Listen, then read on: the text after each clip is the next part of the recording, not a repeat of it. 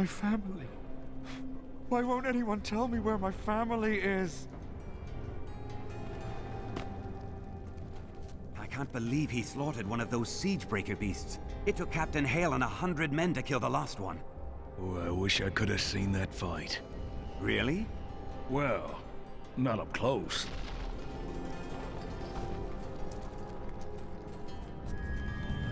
It's all come down to a single fight, and I don't even get to be there.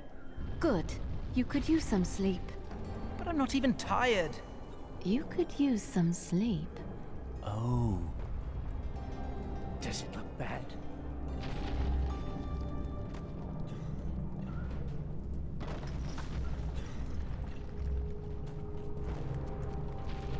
Be careful out there. We need you. Stab those bloody demons in the arse! Baron! I heard Captain Hale say that. I go now to kill Azmodan.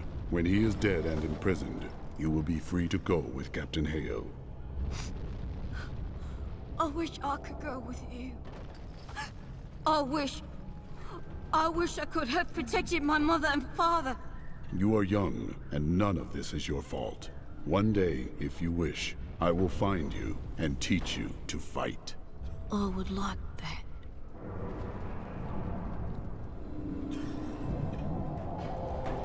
Adria has been by Leah's side day and night. She may not be the kindest woman, but no one can question her devotion. Thanks to that barbarian, you can finally get some rest. I feel fine. I can tell your bad knee is troubling you, love. He'll have to save the world without you.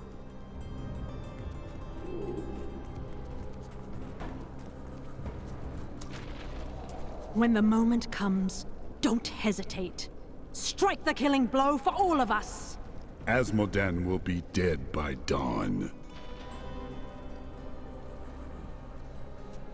I think Evo hates me now.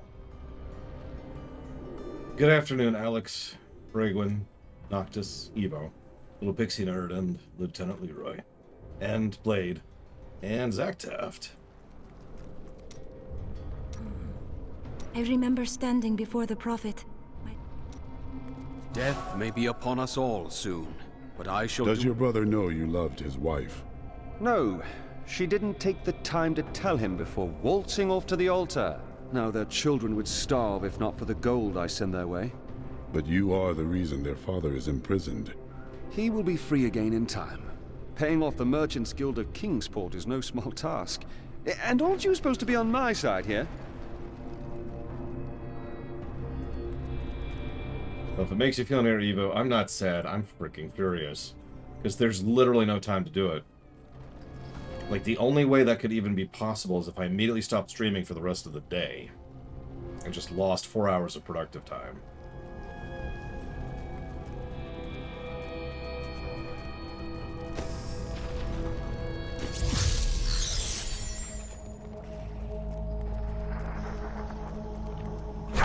We'll rip these brutes to shreds.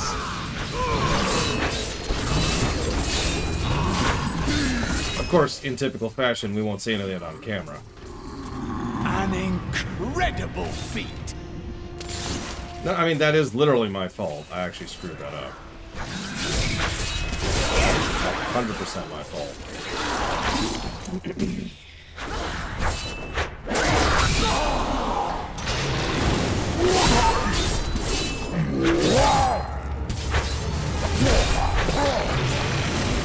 Hey, Vermius.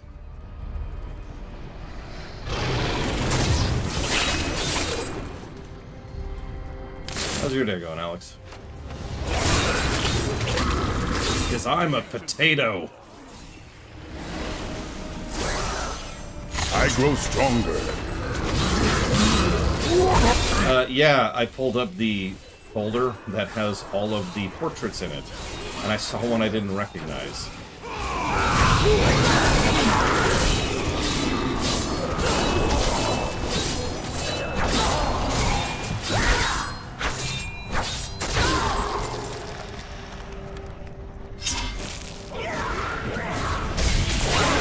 A lot of these things. Look at this. castles guide my hand. I mean, look, I can make you feel a lot worse if you want, Evo, but I'm not going to do that, because I'm not a dick. Instead, I'm just going to take total ownership of that.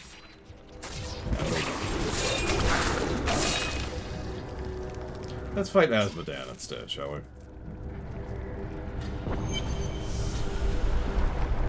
So, the greatest tactician in all of the Hells. Extremely cunning, incredibly smart. Like, the people... Like, his dick is so big, okay? It's amazing. Notice a different camera angle, by the way. The game... Games have this weird fascination with fake-out endings.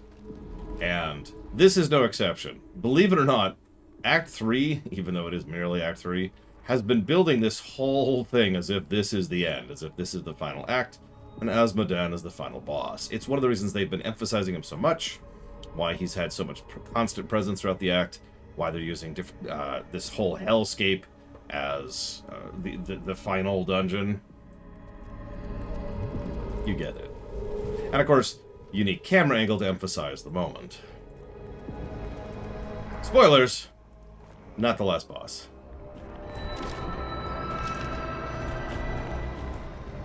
Nephilim, fool. When the soul stone is embedded in my flesh, the seven shall be as one within me.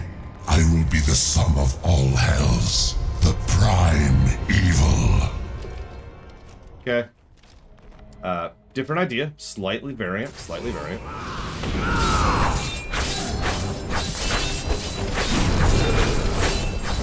Arrogant Nephilim. My servants will feast on your pride as they devour your flesh. You, Enough! The dark power. Arrogant Nephilim. My servants will feast on your pride. Enough! The dark power. Arrogant Nephilim. My servants will feast on your pride. Enough! The dark power. Arrogant Nephilim.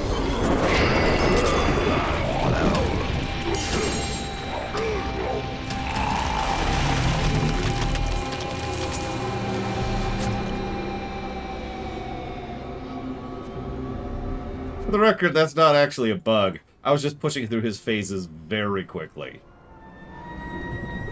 We've done it! Quickly now, Leah. Trap Azmodan's essence within the Soul Stone.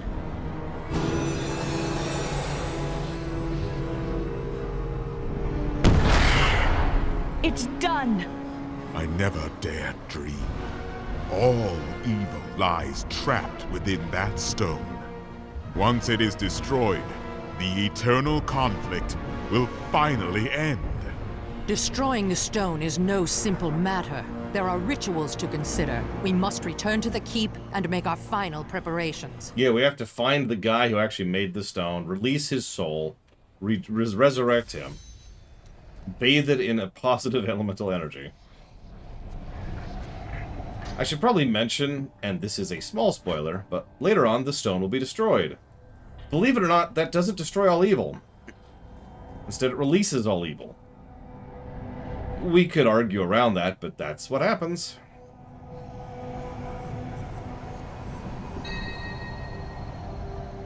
Really? Sure. So who likes playing as a crusader?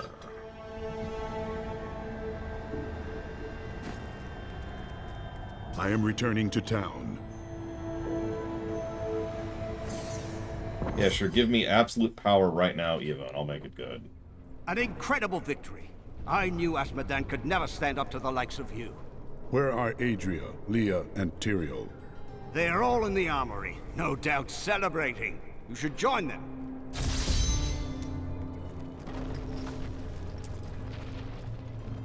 Well, Martyr, that demon lord is dead. Time to move on. I'll go pack my knitting. There he goes. Hooray! Our savior! Excellent. Thank you so much, my lord. You're back! Oh, I thought you... It was a close thing. It is good to see you again, boy. Yep, that fight was super close. Man, I didn't think I could take that fight. It was rough. Touch and go. Good thought. Did you hear? The battle is over. The demons are fleeing. We can go home. Bless him. Bless him for what he's done for us. Bloody leaping hell. I just heard he defeated the demon army's general. That means we're going home. We can go home. Azmodan is dead! How in hell did we live to see this?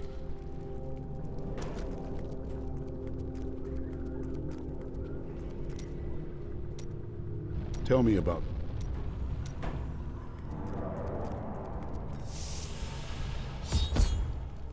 That's a lot of blood. Like a lot of blood.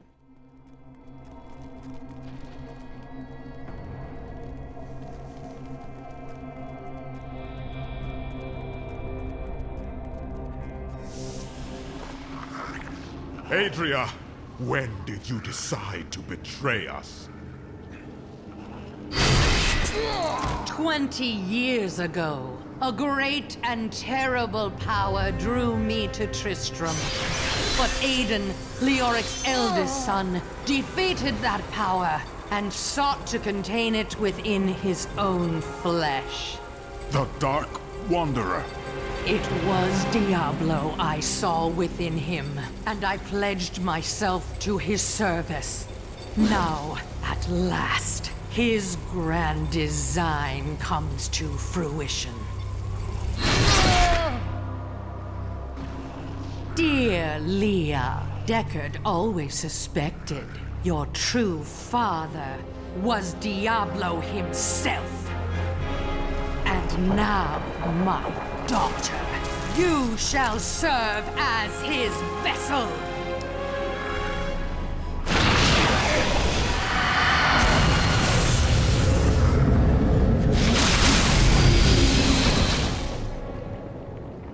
I live. But I am more than I once was. The 7 evils are now one within me. I am the prime evil. Well done, faithful Adria. Go now, until I call upon you again. Now, at last, to my true goal, the one that has always eluded me. The utter destruction of the high heavens.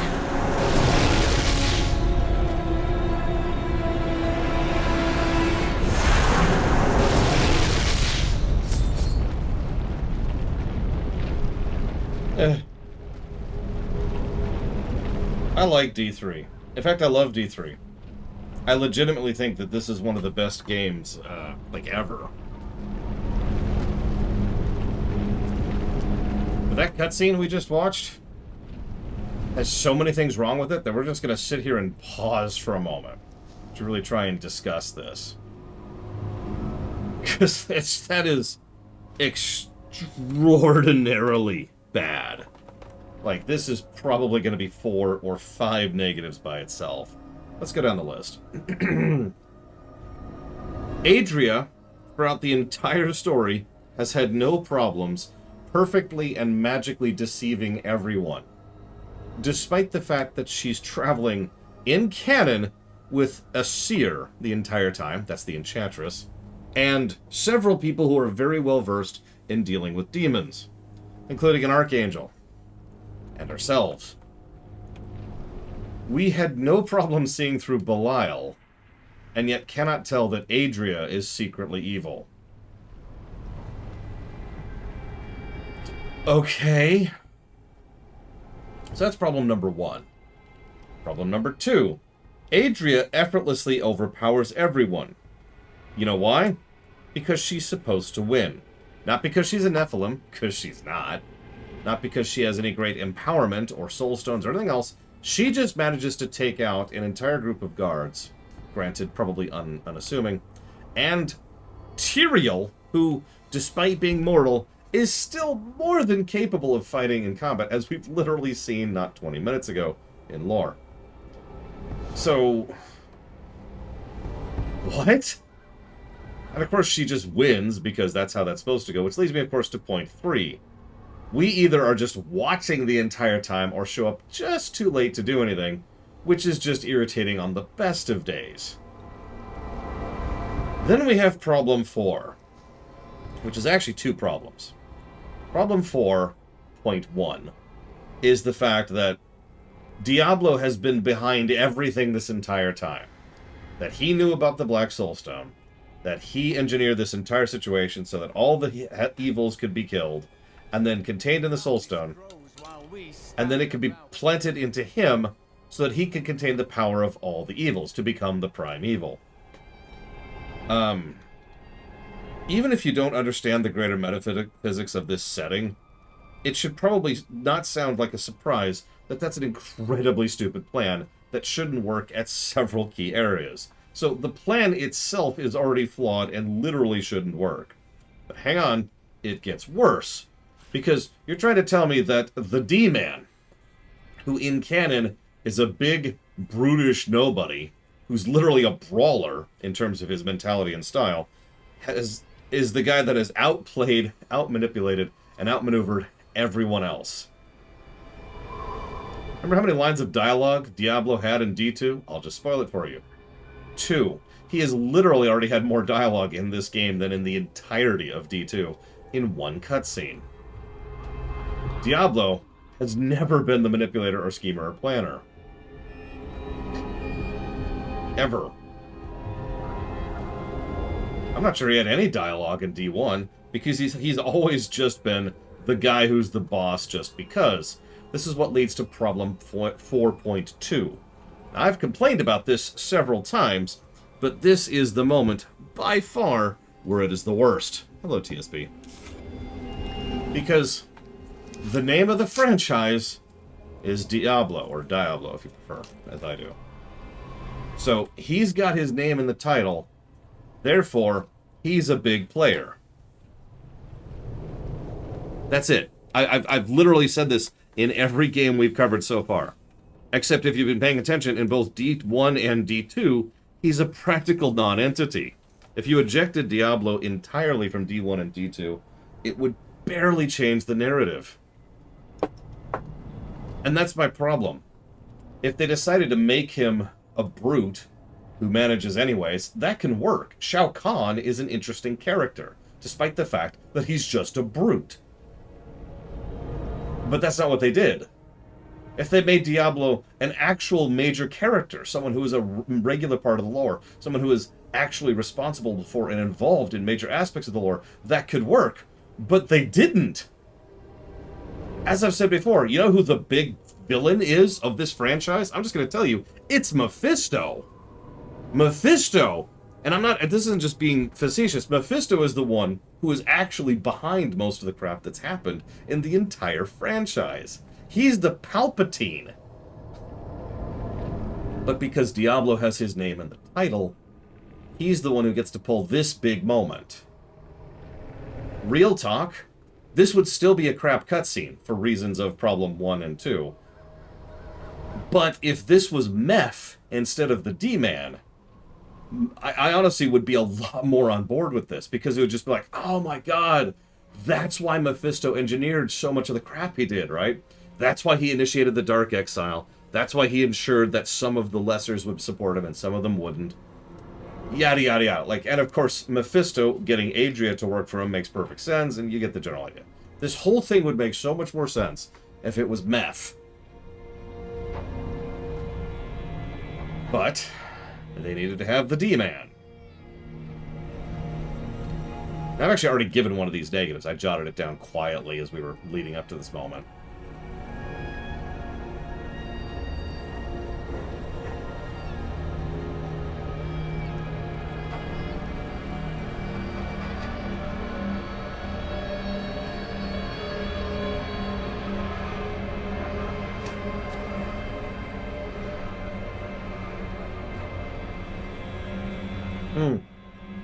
Oh yeah, one other thing. but because of how this setting operates and works, we're going to see Diablo turn into Diablo in a minute. But he really shouldn't. In fact, arguably, it shouldn't even be Diablo. The fact that Diablo is in the pilot seat right now actually doesn't really make a lot of sense. What should happen is we should be seeing Baphomet, which is the seven-headed dragon, which originated the seven evils. That's what should actually be driving right now. And, by the way, that would also be a better plot twist than what we got. You know, the return... It's also... This is D3. We're already escalating, right?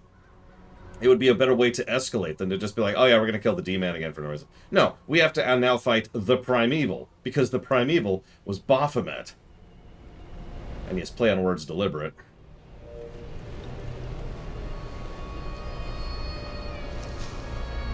The darkness grows while we stand about. I'm not even sure I agree with that, Blade. Like, granted, I'd be a little bit more willing to acquiesce to that, but I still think that it shouldn't be Diablo, or Mephisto, or anybody. It should be Baphomet. It would make a degree of sense to me that Meph would build up towards that. That would be his goal. Meph wants the end of the eternal conflict as much as anybody else does, and he's been working on it for a long time.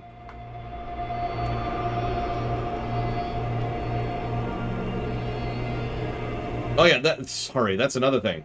So Leah is Aiden / Diablo's daughter. You know what I like most about that plot twist? It means nothing. It means absolutely nothing. They don't do or use anything with it. I know they talk about her being, you know... Is it Tothomet? Whatever, the frickin' dragon. I don't care what its goddamn name is. So they talk about, you know, how... you are now the perfect vessel. But you could have probably shoved the stone into anybody, and it would have been pretty much exactly the same thing. Hell, Adria's right there, and apparently she's strong enough to take out Tyrael, who, by the way, is also right there. You could have shoved this thing in the Tyrael. How'd that be for a fun time? But no. No, we go to Leah. Because I'll tell you why. And this is also cheap. Because Leah's dead. As of this moment in time, Leah is now dead. It's actually been confirmed off camera. But even if it wasn't confirmed off camera, that's how the setting works. She has now been replaced by Diablo. So, they spent 3 acts trying to build up Leah, mostly failed at it if we're being completely blunt, and then they killed her off. And on paper that should work. You spend some time establishing a character, and then you kill the character. That's how that's supposed to work, and yet it doesn't here. I don't know if it's because they didn't build up Leah correctly. I don't know if it's because her sacrifice is really, really dumb. It's like imagine for a moment that you spend 3 movies building up Morpheus as this great, awesome badass who's just this cool dude, and everyone likes Morpheus, and then you kill him off with a bug monster. Just because you built it up and then had him die doesn't mean it works, you know? I am vexed. So give me a minute. I need to decide how many negatives we're going to part and parcel here.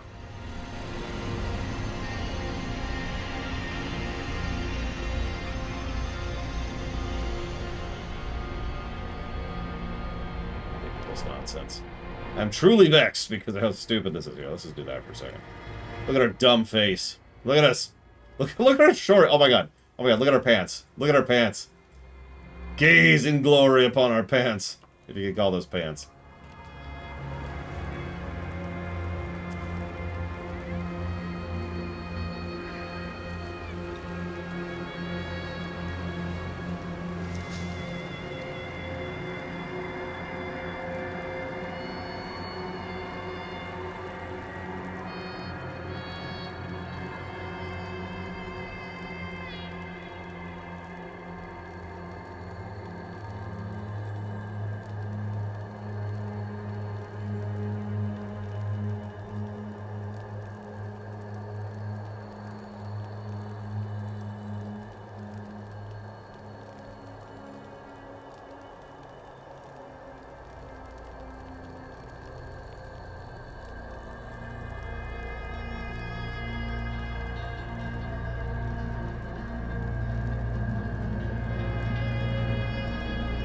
Man, I am totally ready for the WWE. It's cold, Rascal. I'm trying to stay warm.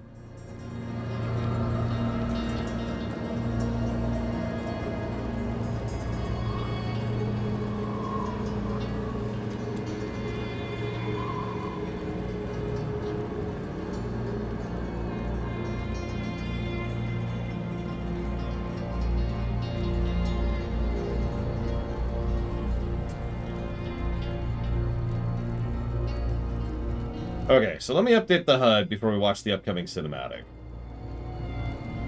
We just added a couple of negatives.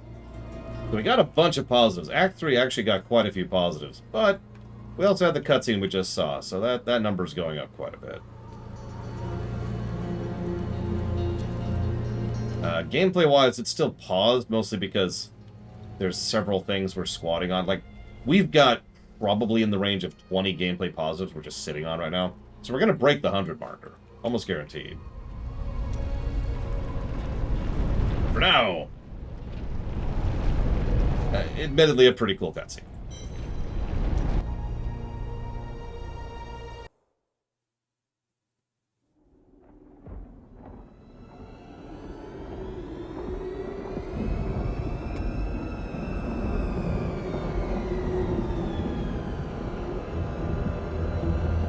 Even in the heart of heaven, angels can still feel fear.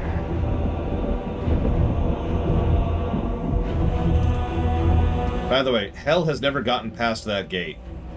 Up to this point, historically. They've reached it several times. But they've never gotten past it.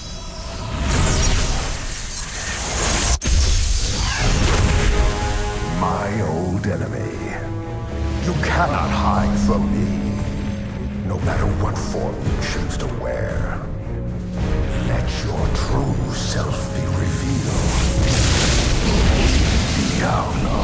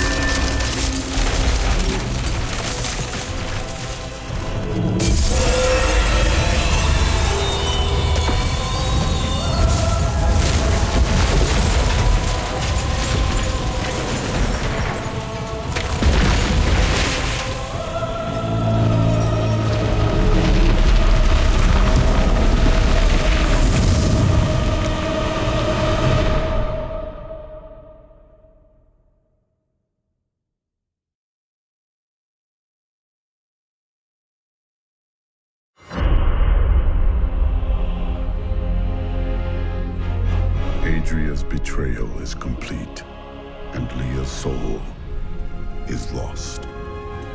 Through her, Diablo has been reborn as the prime evil, with all the powers of hell at his command. The high heavens tremble. The angels are helpless before Diablo's assault. Only I remain to set things right and vanquish Diablo's evil forever. By the way, that artifice that keeps being shown in the background, that's the spine. A rather important bit of the lore, which we'll talk about in a minute.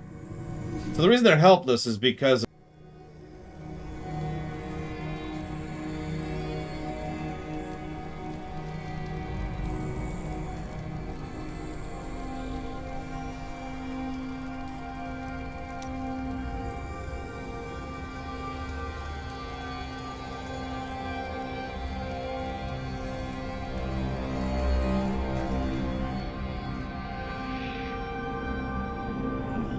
I'm almost like, okay, I don't want to sound negative, but you know the biggest reason I don't care about the story in D4? Because Diablo's going to be in it. And because it's going to be Return to the... It's going to be this whole thing. We must fight Lilith. We must fight Inarius. And then in Act 3, we're going to be fighting the two of them. And then they're both going to be killed by Diablo, who just shows in and is like, hey, what's up? It's your boy! And I'm just going to hate it. Let's see, so Vala got to 37. Soon to be deleted got to 42. And Banrock got to 40. Interesting. But now we're going to play as Joanna. Pick it up. Go to next step.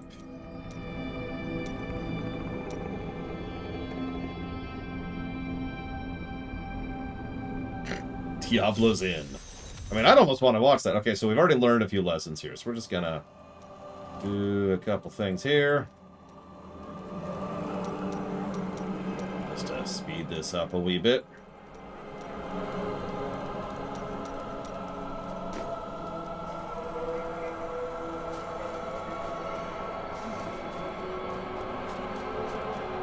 I hope so, Master Man, but at the same time, I have no hope. Oh, we should review the cutscene we just saw. 37 negative... Okay, so real talk, real talk. I do kind of think that the cutscene should have been even longer, which I know is very selfish because I actually understand exactly how extraordinarily expensive and time-consuming those cutscenes are to make. But if you were paying attention, Imperius and Diablo fighting should have been an awesome, amazing moment, and instead it's a slow-mo shot of 2 attacks. I would really prefer it if we actually got to see the two actually fight, because that sounds kind of awesome. I mean, Diablo, as we just mentioned, is the brawler. That's always been his shtick. And Imperius is the warrior. Come on, it's literally the match made in heaven. Or hell, or... Look. But instead, while it is a decent cutscene, and it has the usual Blizzard excellence and quality, it's just like, and we're done.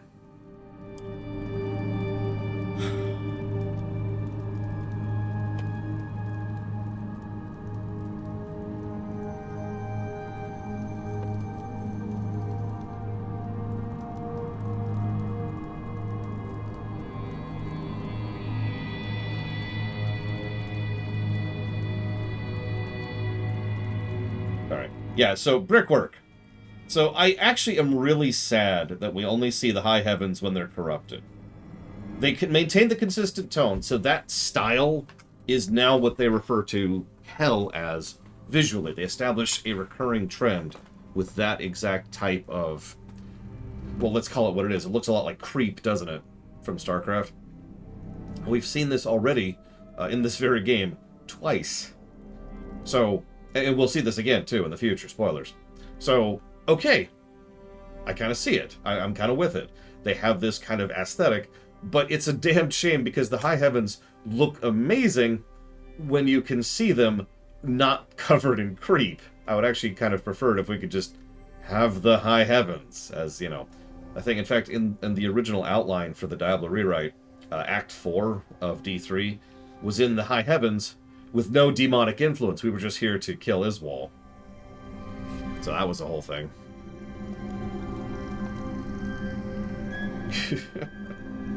But anyways, We'll talk more about the specific brickwork in a bit, but I want to point out one thing. I want you to... So you see this spot where I'm standing right here? This little panel right here? I want you to look at it. I'm going to move over here for a second.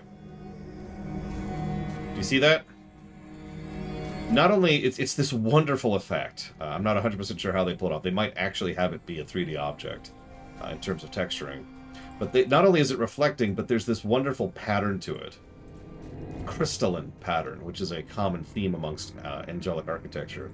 And it's probably the most understated thing. Like, I could talk about the sweeping curves, or I could talk about the gorgeous statues pouring out angelic essence into the high heavens, or I could talk about how there's these golden encased marble and all this other stuff, which is obvious, good, but obvious. But then you've got this little paneling, and nobody I've known ever actually even notices that this paneling is even here. And it's a perfect way to explain how everything here is...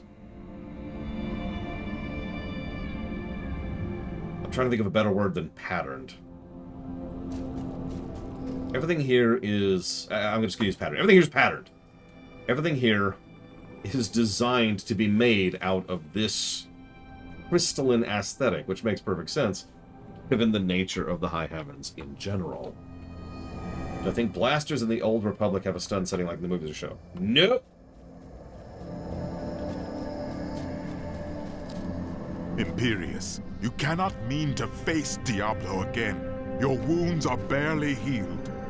The heavens burn. This is your fault, Ariel. And you, Nephilim, look below and see what your kind has wrought.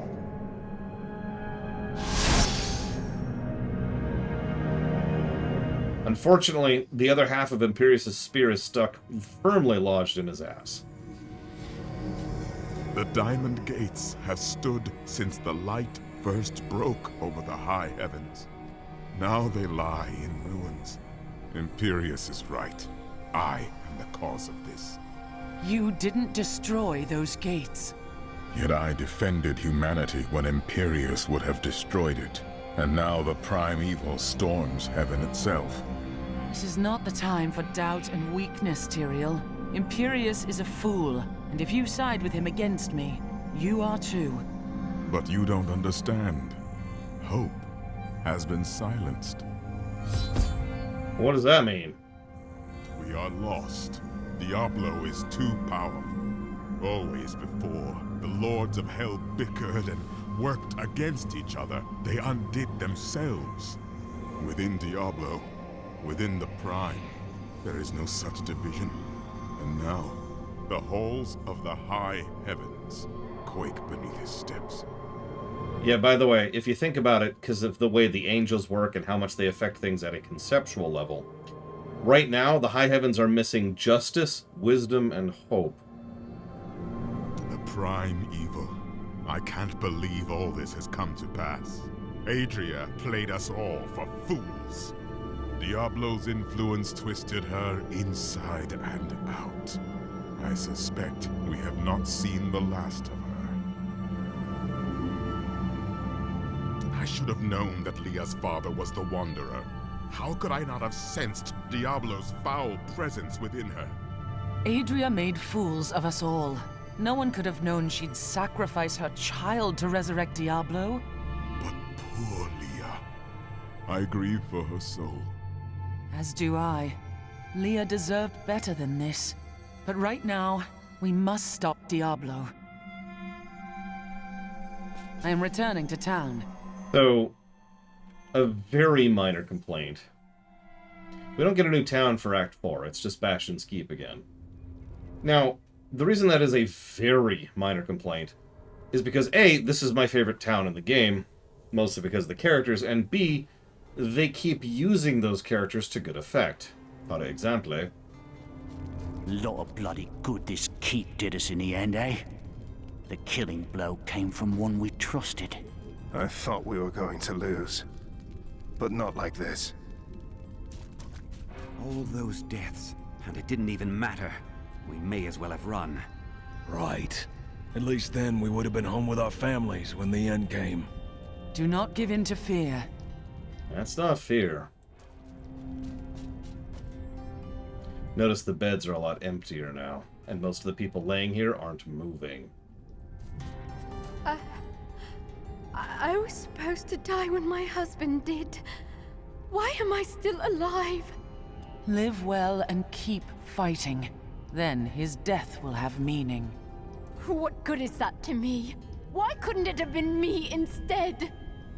Oh yeah, by the way, remember her? She's the one who kept talking to the guard about settling down and having a family. One of the reasons I keep bothering to show off all these little private stories is because it's probably some of the best storytelling in the freaking game. I found myself caring more for the random noble woman in Act 2 than I did about the primary plot of dealing with Belial. Same thing here. I should be dead. And yet here I am. And nearly all my lads are gone. And for what? To hold off Azmodan long enough for Diablo to return? You are a leader. These men look to you for guidance. So did all my brave lads. Look where it got them. Samir, afraid of... Oh yeah, I should explain something metaphysically. You're probably wondering why we're not affected by all this gloom and doom. The answer is unfortunately quite simple. It is because we are a Nephilim. So, the original being split into two. Baka-Klaka-Thaka-Thaka-Met, and I don't remember the other guy's name. Anu, I think? I don't know, it doesn't matter. So both of them are hit, and then they die, killing each other. And that leads to the 7 evils and the archangels, of which I think there's 5. I don't remember how many there are, but the point being, they're there. It is Anu, I was right. Yay. Anu's dumb. And dead. So, they do their thing, and out of the spine and the corpse are birthed the high heavens and the burning hells. Cool.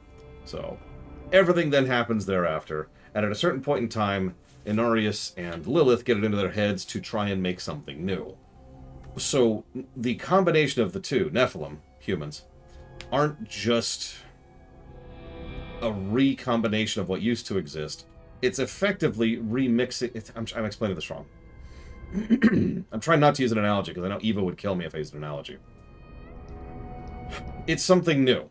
Yeah, it's literally a best of both worlds situation.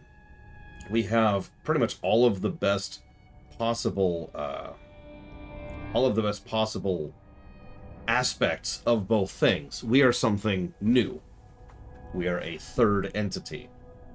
The reason this is relevant is because everything that does not have that segregation from, let's call it the song of reality, doesn't hear it. So, as long as terror exists, the world is filled with terror. As long as hope exists, the world is filled with hope, and so forth and so on. But if you can't hear it, then none of that affects you. Make sense? This is actually the specific reason why there have been periods of peace and tranquility in Sanctuary's history, is because certain aspects of the song weren't playing. Make sense? So we are completely unaffected by any of this crap. They're all affected by it because they're still being locked down by the pattern, by the song, by the fact that they have not actually gotten up to the level cap they need to be. But yes, exactly, Raskor. Excuse me. Do you still think we'll live through the day? Yes. But you're not sure if you will survive. Just grow up to be a good man, lad. Protect the weak. It is Tothamet. And God, Tothamet is so ugly, too. Ugh. Gross thing. Anyways. Mom, where did Leah go? Is she dead? I hope so, love. There's no point in running, is there? Nowhere in the world is safe. This is the end. Only if you give up. Now, your children need you. Hold them close.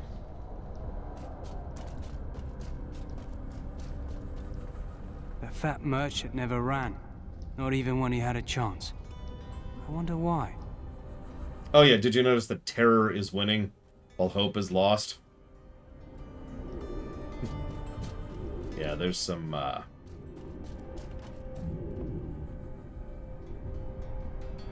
This moment right here, this first quest of Act 4, is so Blizzard. Because if you go out of your way to seek it, the story here is fantastic. And I stand by that. You can disagree with that if you want, but I actually really like this. And that's why I'm bothering to show you all of this. But as we've discussed so many times, one of Blizzard's biggest problems is not their stories, which are excellent. It's their storytelling. The problem that we will discuss many times when it comes to WoW. So even though there's some fantastic, wonderful building here, and wonderful thematic stuff, and wonderful narrative stuff, and character stuff, and even plot points, it's all something that I bet, God, 95, 98% of the people who play this game have never even seen. Hope. Do not look down, my friend. Even in the darkest of times, there is always hope. Hope for a better day. Hope for a new dawn. Or just hope for a good breakfast. You start small, then see what you can get. That is an astonishingly wise sentence. That is super applicable in real life.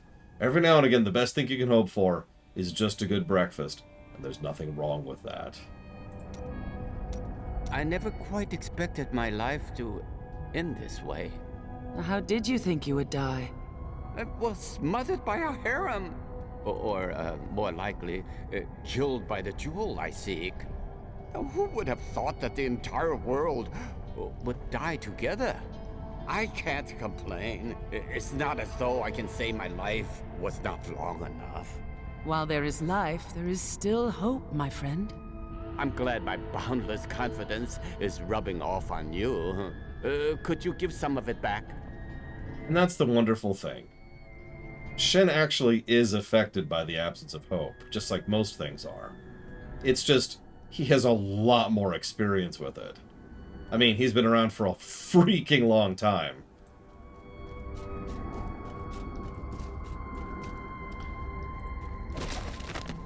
If you are reading this, my husband and I are both gone. We would like to be buried side by side, preferably in a sunny spot. Oh, and please don't bury my husband's sword with us. He won't need it anymore. You remember this couple? The old married couple? What's funny is there's actually a young married couple and an old married couple in Act 3. They're probably some of my favorite little story tidbits in Act 3 and 4.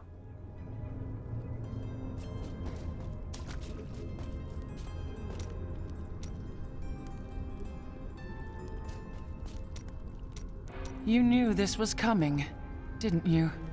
Of course, Chelsea. What's the point of seeing the future if you don't stop bad things from happening, Miriam? That's the point of the future, love. It keeps coming. You don't win a duel by blocking the first blow and going home. So you just let Leah die? I had to. Diablo was always going to come back. But now, you are here to stop him. And in your grief and rage, you will, my Chelsea. Also, canonically, she's not in the party yet. Interesting that she has dialogue related thereto, though.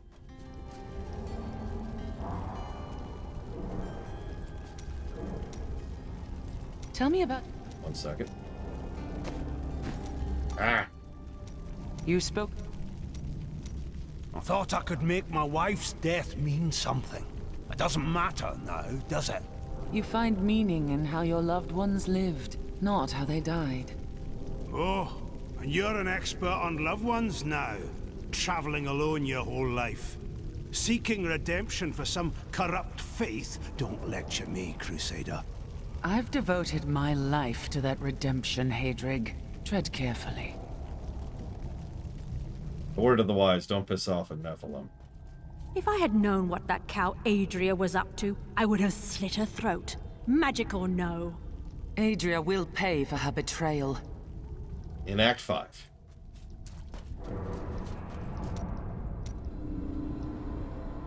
Of all people, I should have seen this coming. I allowed myself to believe this fiction that Adria was other than I suspected her to be. And now, the world is lost. and it is my fault. We all wanted to believe that Adria would be what Leah needed. Put your guilt aside, Templar. We've demons to fight. Ever since Adria betrayed us, I've been thinking about how Magda used to share the leadership of the Coven with another. Explain. 20 years ago, just before the darkening of Tristram, they had some sort of falling out, and the other leader disappeared. I think that other leader might have been Adria. So Magda took the Coven, while Adria found Diablo in Tristram.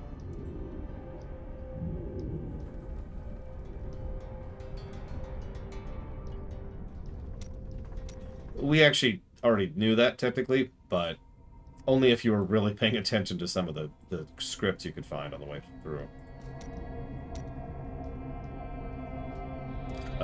This one? Whatever happened to your sisters? They should have awakened as well, but their mission has already ended. How? I sought out the closest two before I met you. They lay dead and mutilated in their chambers. The others are some distance away. Okay, sorry, we've actually already heard that one. How long? I felt no fear when they Death may be upon us all soon, but I shall do what I can. could not see the truth. You must think me very foolish. No more than the rest of us. Good night, Evo. That is kind of you. I have devoted my life to studying the arcane, and yet I was not skilled enough to act when it truly mattered. It's okay. It's the bad writing's fault, not yours. Have all the... Tell me about... I have thought... One of the weirdest things I find about analyzing fiction Have any... What happened? is that you sort of have to start really... You have to really start compartmentalizing stories. Because I could just say, this is bad writing, and that's true. But at the same time, the characters, in some cases, are not actually culpable for the bad writing surrounding them. Let me use a very direct example rather than jumping around for a second. Sylvanas is a good character, despite what they did in both BFA and Shadowlands, because what they did is arguably not even really connected to her, and barely has anything to do with her overall arc. Beyond measure. How can you be certain? I witnessed the beginning. I saw some of the first demons who were summoned into our world. Well, we shall see to it that these are the last. I hope so. Yeah, you two need to get together. I don't want to go fully off on topic. I'm just trying to say that this is a similar example of that. She's an interesting character, the Enchantress, Ariana. But, you know, she's not... she does something very dumb, but it's not actually her fault, and you get the general idea. One moment. Tell me about... We need to push through these. Tell me. Just really quick. So you... I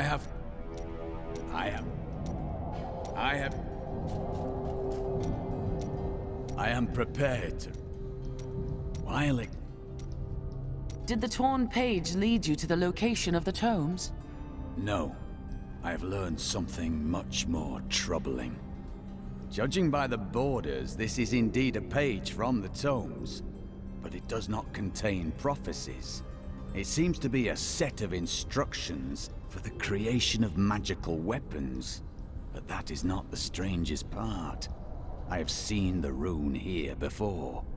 On the braces of Tyrael's armor. Only one thing to be done. Let's ask him about it. Obviously. We were gravely mistaken, my friend. I could not see through an illusion of such power, such treachery. Nor could Leah.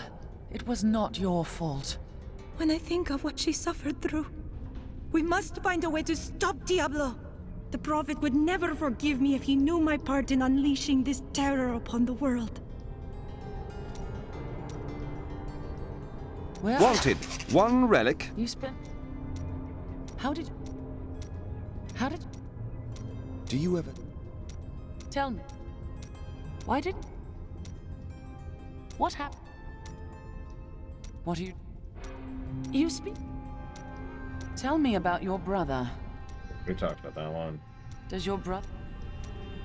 Well, we've had a good time, right? Shame about our imminent deaths. You sound ready. You don't choose this life and expect to live to an old age. Still, it's the women I feel sorry for. Which women? All of them. There will be heaving bosoms and torn clothes all across the land when word spreads that I've fallen in battle. Do you miss your family during these times? No point in it. I'll never see them again. Why is that? My brother's wife thinks I was involved with his imprisonment, and he believes her. What? As low as I am, I would never frame him, not even to win her back. But they won't hear a word of it. For all the gold I send to them, I receive nothing in response. That's a good question, Crazers, but it's okay, because remember, the first thing we did, and I do mean literally the first thing we did after hearing the Soul Stone exists, is insist that we have to get it no matter the cost, was the exact phrasing. I remember that because of how bonkers stupid that is. We just jump onto that so quickly. Just like, okay, hey, Crazy Norse. So I just discovered that there's this thing called the Samoflange. And your response is, I will get this Samoflange no matter the cost. For some time now, and I would have you know that I am impressed.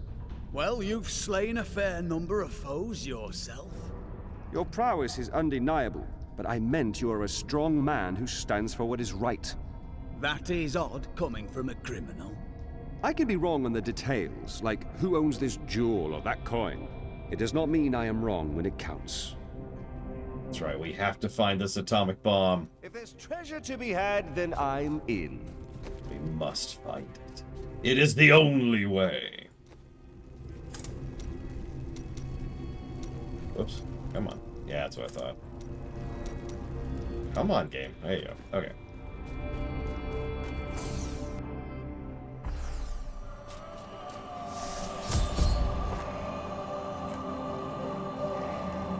Gaze upon the destruction I have wrought. It will be the last thing you see. Iskatu, destroy the Nephilim. I do not fear you, Nephilim. You'll find only death in this eternal realm. Okay, but like...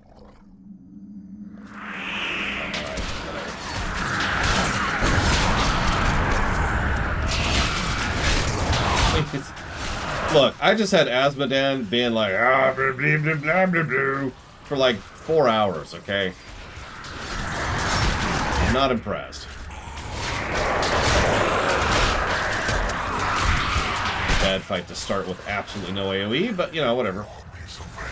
Will trample your corpses. The shades will devour your soul.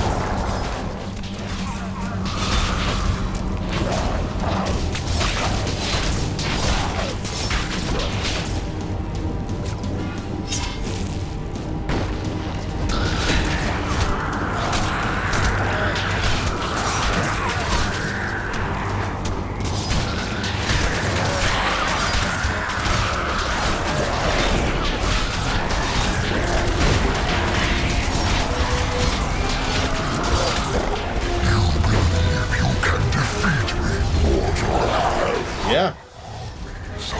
You've got like 30 things swarming me, and I am ignoring them. And now they're dead. I delay you, I draw closer to my ultimate victory. The ancient texts describe the terror demons as unconquerable foes, the dreams of Diablo made flesh. They appear in shadow to torment their victims, and then, in shadow, they vanish. The mere sight of one drove a Horadrim to madness, leaving him screaming and clawing at his eyes until the end of his days. Wow, that guy needs help. Those are not that terrifying of creatures. Oh no, it's a moving shadow! Ah! What? Sorry.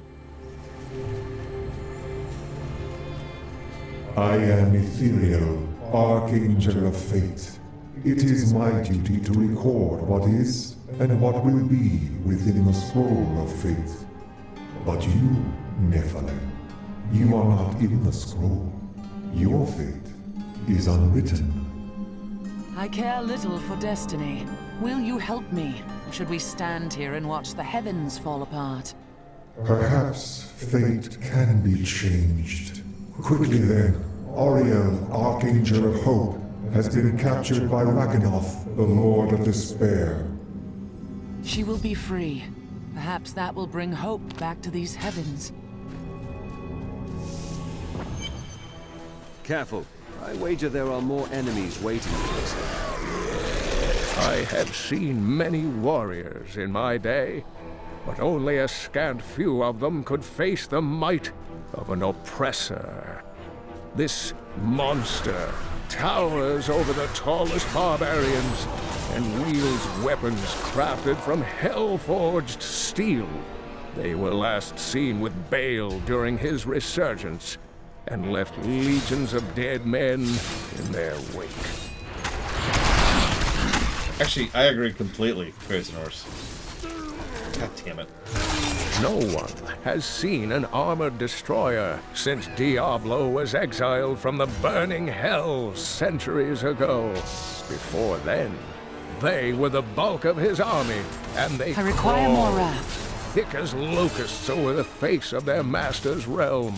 Should the Lord of Terror ever return, I fear they would be his heralds. Yeah, I love you, Kane, but are we done here?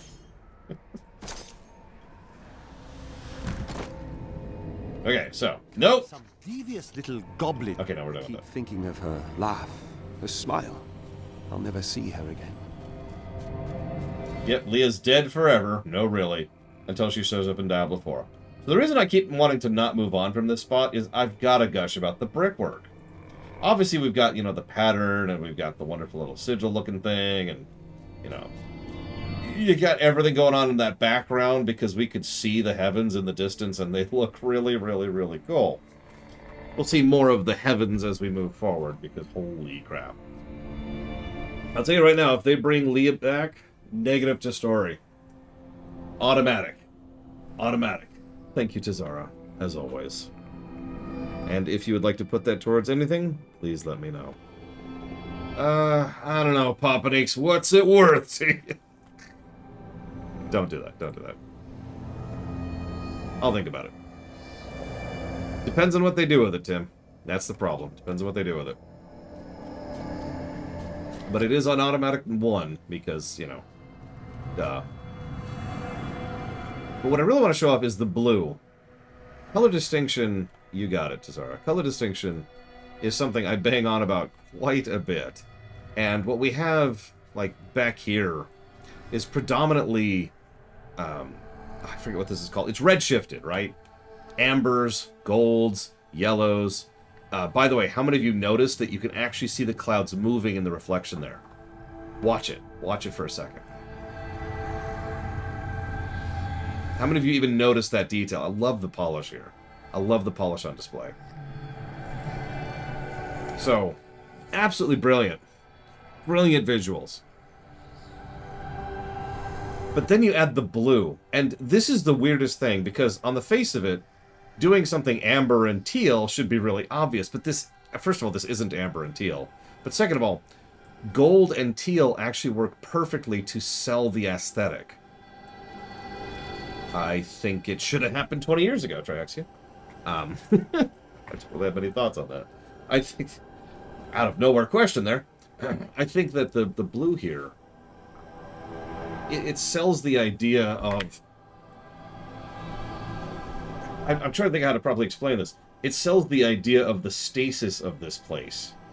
Because, obviously, it does look very Protoss. By the way, can I just go ahead and say, I'm one of those people who doesn't mind the fact that they're very Protoss. Like, it doesn't... I don't care, essentially, as long as it's good. As long as they do a good job with it, which they do. But this stuff, these trees, and the blue glow and the blue essence, the blue life that they have, it helps to add, for lack of a better way to put it, a little bit of life into the color palette, which is important for two reasons. First is the visual storytelling aspect of the fact that the high heavens does have life flowing through it, but second and more importantly, because the high heavens are not total stagnation after all. But the second thing is, and I'm going to try to recreate this again for a second, but if the whole of the high heavens was this vaguely golden light bronze look, this would actually kind of cause issues to the eye after a while because of the similarity of the palette. By baking in the blue, the eye literally has chances to relax and to take in something else. I'm explaining this badly, but you probably know what I'm talking about. Just as I moved the camera up, just as you were able to see something other than that golden glow. Now, there's other aspects of this too, but again, just by having the blue there, even if this place was completely uncorrupted, we would still have that little bit of visual variety to it.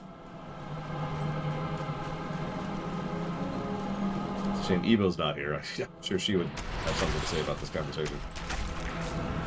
I didn't do that yet. That's true. It's absolutely right, Raskor. Because it's also in the distance there, as you can see. We've got just random trees hovering periodically to help you center yourself as you're roaming around.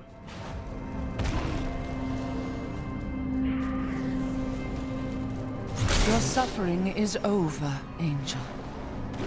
And of course, Diablo couldn't resist but constantly torture people as he goes, because he's pointlessly cruel. I mean, the Protoss would feel at home here. I'm not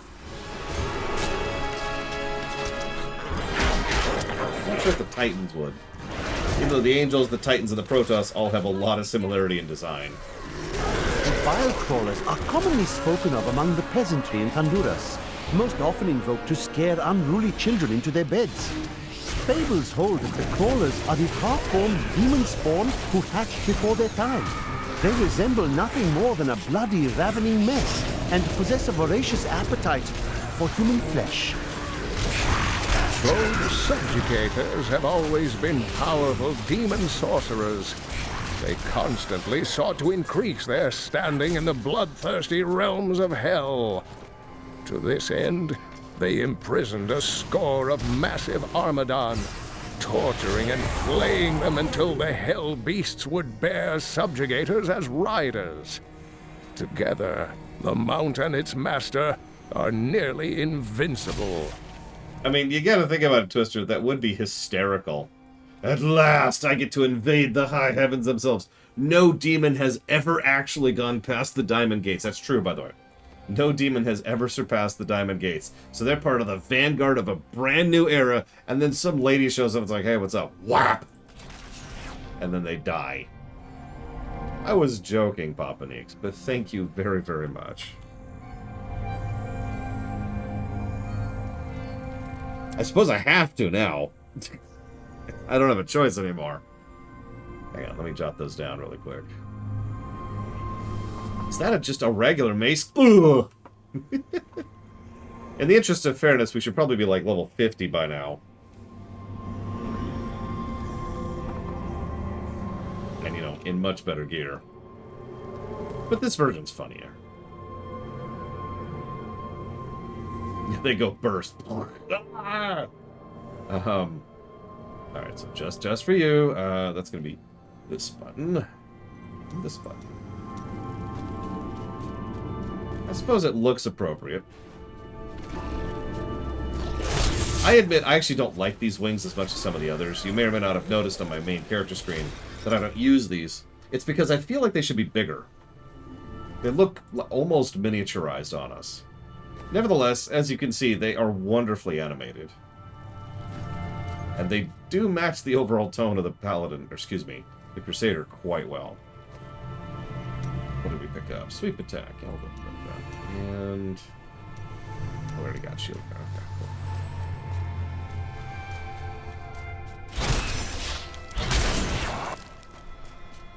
Feel free to point out if I miss an angel. I usually make it a point to free every angel as I'm going through here. Because, you know, I'm not a dick. The Angelus Council is comprised of the 5 archangels who hold dominion over the high heavens. That's right, it's 5. They determine the laws by which all angels must abide.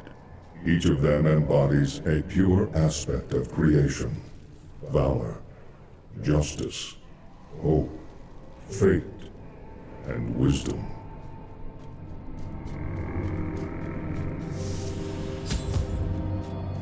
There's really getting some blue action going on there.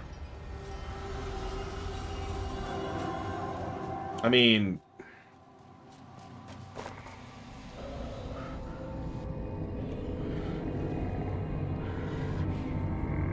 So there's Luneruth. You think yourself free from the chains of fate, Nephilim, but all will kneel before Lord Diablo.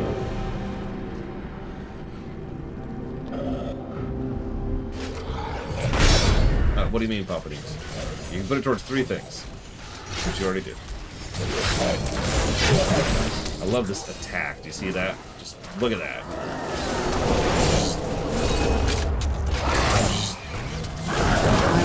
Oh yeah, also notice we have an AoE at level 5, by the way. Anyways. So, if the Angiras Council fought the 7 evils, what would happen is they would both kill each other, and we know this because that's what happened last time when Pathamet and Anu fought each other. They killed each other, and now here we are. Oh, I actually blind him in the middle of the fight. Does he even have eyeballs?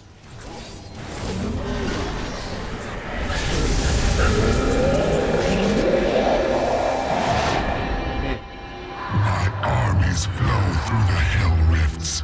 Heaven will be destroyed long before you set 1 foot into the Silver Spire. Oh yeah, by the way, this is, your basic weapon, or basic ability, actually increases your block chance. In fact, Crusader can do a lot of live, although it can do a lot of other things, too.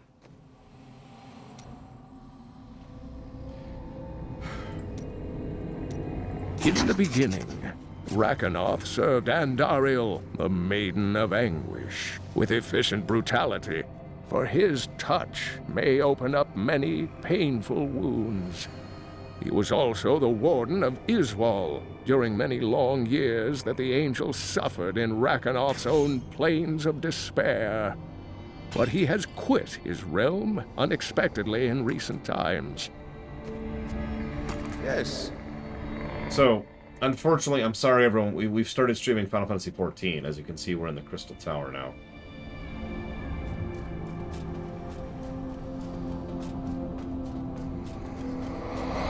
So this is Ariel. Ariel sort of was invented for Diablo 3, along with Malthael and the other guy I can't think of the name of.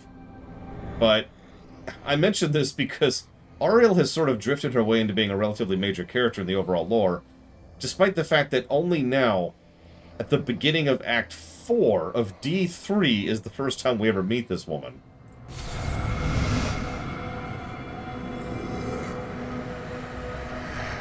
Also, Ariel serves a much larger role in the Diablo rewrite. Only once in the history of Sanctuary has a Nephilim been as powerful as you. His name was Odyssean. Odyssean? But he is just a myth. A lesson in selflessness. He was no myth. Because of his noble sacrifice, I saw the inherent potential in your kind. As such, I voted with Ariel to spare mankind from annihilation. I'm grateful. I'll be sure to vote that we spare the angels when that time comes. You jest, but that day is not impossible. Yep. Also, if you caught that, that means that Hope and Fate decided to spare the humans, Wisdom abstained, and Valor voted to kill the humans, and Tyrael was going to vote to kill the humans but changed his mind, so that's where justice lied. You can see the future? I see the myriad streams of possibility, all intertwining and weaving into one another. I can hear them echoing forward into eternity. How do you choose a path, then? I am not called to be a champion, as you are. My role is simply to observe. What's the most interesting thing you've seen? Probably the two of you. Really? As a further aside, this is some surprisingly good world building for how angels operate. His commentary there about I'm not called to that helps get across the idea of that robot mindset that I've talked about a few times. Angels, we've already showcased this. This very game has showcased this already. But as I talked about in the lore run, and during the review, angels effectively cannot think outside their boxes. So, Ithariel kinda can't think outside his box, excuse me. It's actually the biggest reason why Imperius is such a dick, is because it is incumbent upon him to be that way because that's how he's programmed. Even Malthael, which we'll talk about more in Act 5, is still operating within the limits and confines of his mindset. Oh yeah, also notice that the different wings are animated differently. All libraries look like this. I'd go to them more often. Ditto. There is actually a legitimate variance in wing style, if you haven't seen it. Obviously, Tyrael's are different. But we noticed that Ithariel's come way up and then go almost straight out. Whereas some of them kind of do more of an arcing thing. Of course, Ariel's are look exactly like that. I'm showcasing Imperius's, which looks like they're on fire constantly. You get the idea. Thank you, Nephilim. I hoped the scroll of fate was wrong, that harmony would once again fill this troubled realm. I see now that all hope lies in you. I will be worthy of it. With my blessing, you can now dispel Diablo's corruption. It hides the rifts which bring his cursed servants to this hallowed place. The rifts must be closed. I must say, I've never met a woman quite like her. Diablo brought despair to the halls of heaven, but hope is restored. I thought this would bring Tyrael back to us, but there is no sign of him. I must press on and destroy Diablo's infernal portals alone. Wait, we have to do something without Tyrael?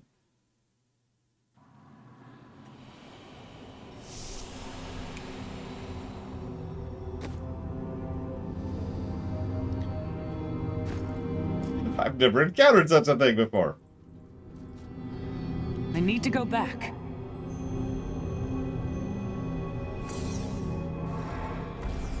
So now that hope's restored. She's back. Can you believe it? She's back from heaven. Not just that, she's winning. Blood of Rakis. What does it take to stop that one?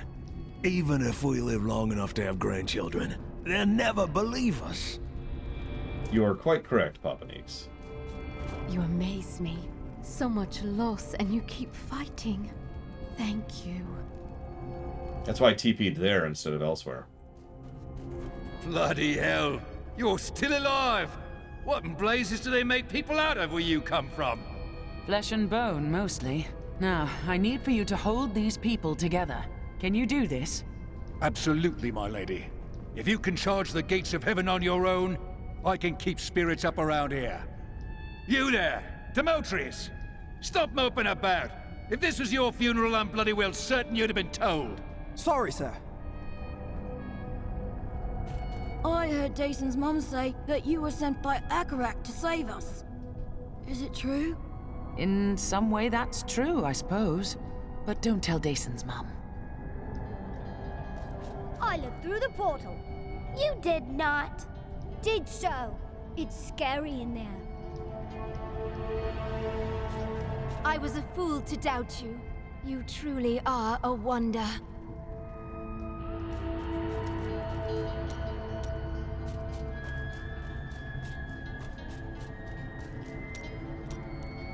So, now you know. The Nephilim are not in the Scroll of Fate. Heard it from Fate himself. You can write your own destiny. If I can write my own destiny, how can you see my future? Perhaps I have my own Nephilim powers, eh?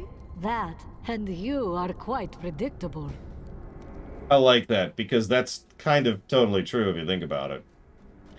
Oh yeah, by the way, so I've already mentioned how some aspects of the history are changed when one of the aspects are absent. You know, terror or, you know, lies or sin or whatever. Think about this for just a second. The world was absent justice for about 20 years. And the more you think about that, the more certain things line up in terms of the history of the setting.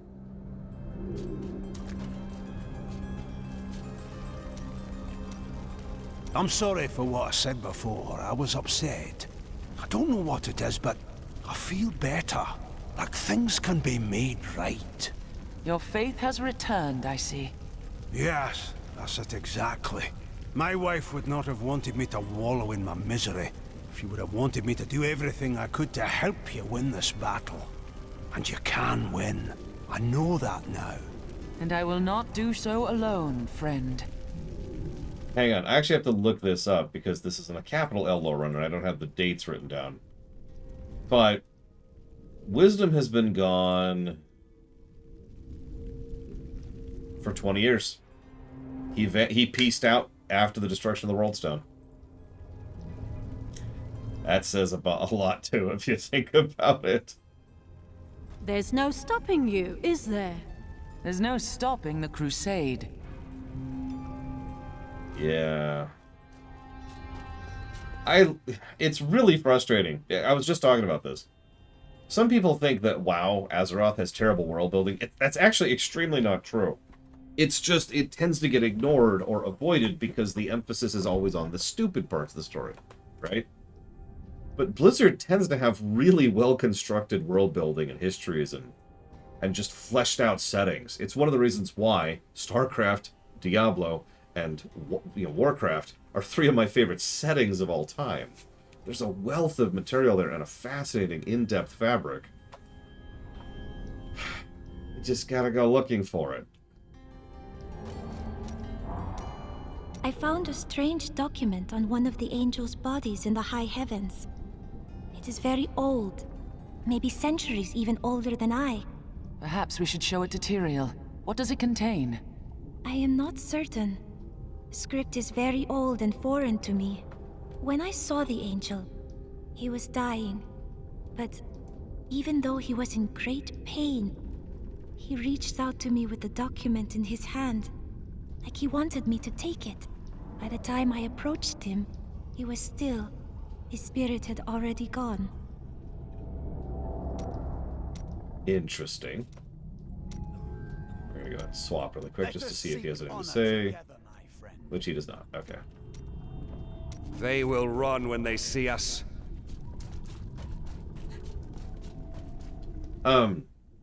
So we don't know the full extent of how much each side affects the other, but for all intents and purposes, it does not appear to. Only it affects everything else. Remember, Sanctuary is not the only plane out there. There's a lot of other planes other than just the Hells, the Heavens, and Sanctuary. It's just, you know, the games tend to focus on Sanctuary because that's where we live.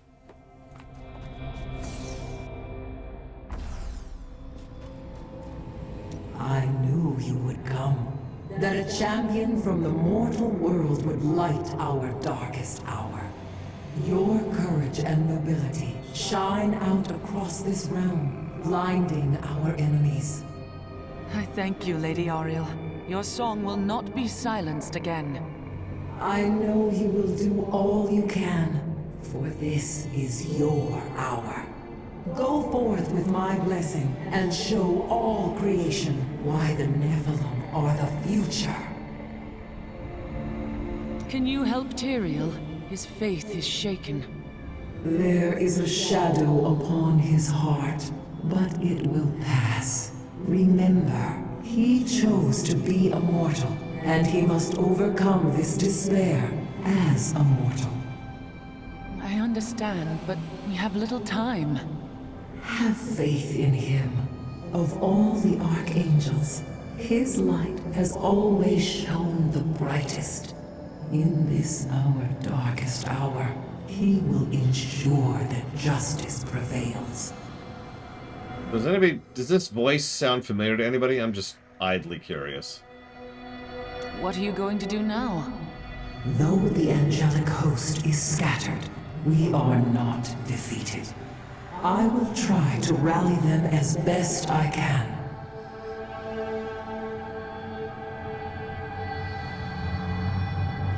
Do you believe Diablo can be defeated? Only in the light that lies within you, Nephilim. I will take heart from it and hope for your victory. The future is ever writing itself. Unknowable, just beyond sight and touch. Beautiful words from the most radiant lady I've ever laid eyes on. You are too kind. May my blessing follow you always.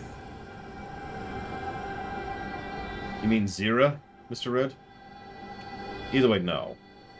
She does do some voice. She does a lot of lesser roles in a lot of video games. One of her bigger ones is Selendis over in StarCraft 2, which you may or may not recognize.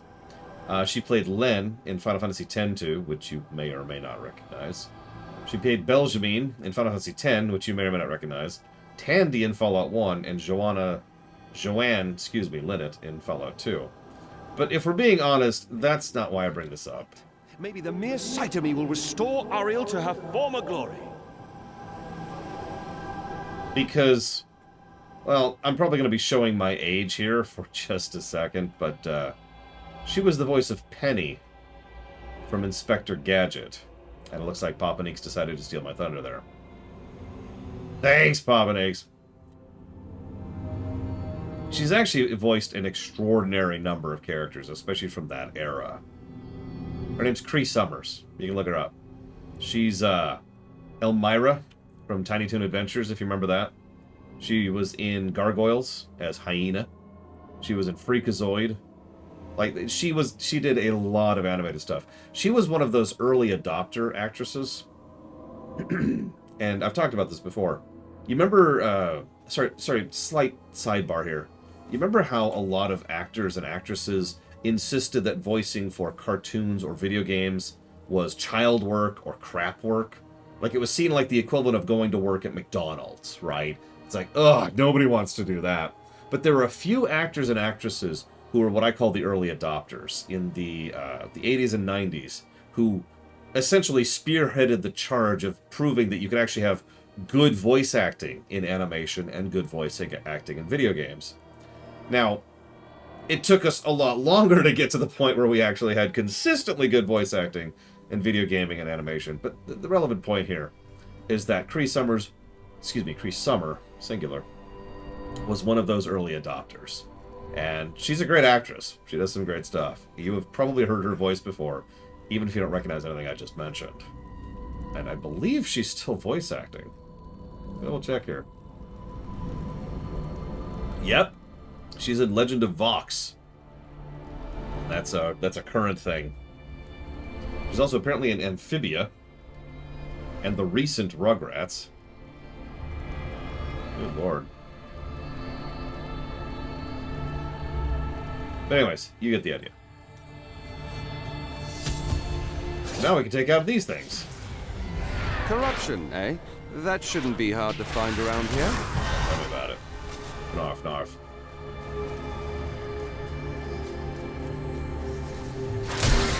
Oh yeah, I remember distinctly being blown away when Baldur's Gate 2, specifically, bothered to have good voice acting. Even games that had passable voice acting before then usually didn't bother with things like nuance or subtlety. In fact, I myself have talked about this because the Legacy of Kain series also was one of the earlier series that actually bothered to have good voice acting. Broken. He knows the truth now. I will be victorious. Yeah. You remember what voice acting was like in Resident Evil? Or Soten? Or Mega Man 8? Because I do.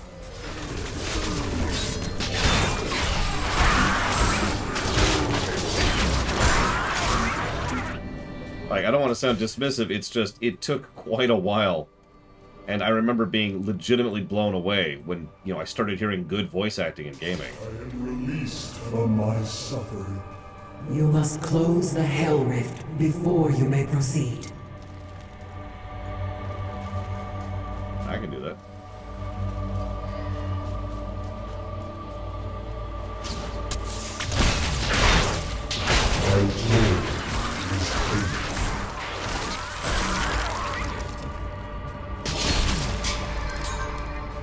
Mega Man Legends did have not terrible voice acting.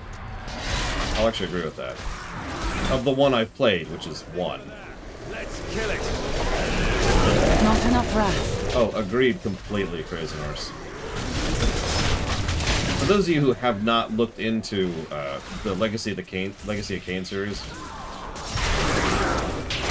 so they had a hard time convincing Simon Templeman to even join the cast because, let's try to be surprised, he thought that voice acting for a video game was like working at McDonald's.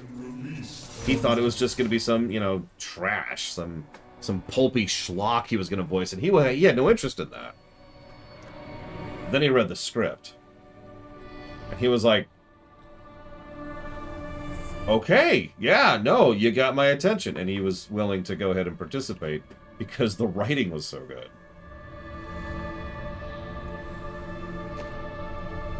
Yeah, trash in video game stories. That's okay. We're well past the era of trash in video game stories. We'll never have that era again. I know, Loner. I was there, after all. This is an extraordinarily minor complaint. It's not even a complaint. It's just something I wish.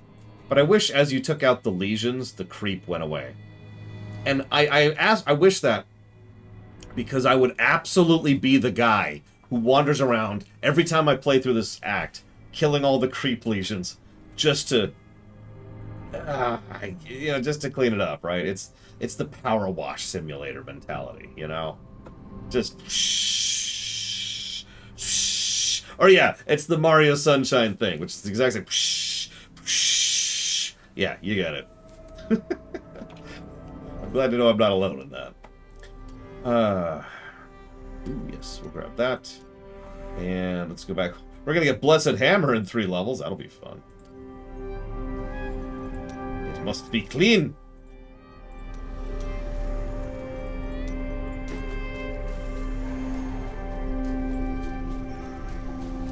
Oops, wrong way. Wrong way.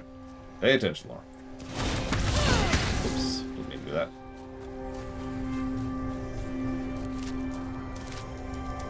Oh yeah, that's a much better shot of the background, by the way. Tell me that ain't gorgeous. That's effectively the central city of the area. If the camera were to be able to pan up for a while, you would actually see the spine itself at the very top. Don't worry, we're literally going to go physically go to the spine.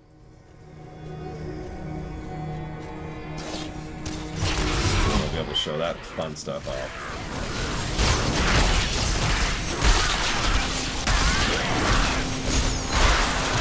I don't think I've seen that interview, Crazy Horse, but it wouldn't surprise me. Old biases take a long time to get past. Just ask your racist grandpa. I'm sorry. I'm sorry. It's okay if it makes you feel any better. I've got one of those too.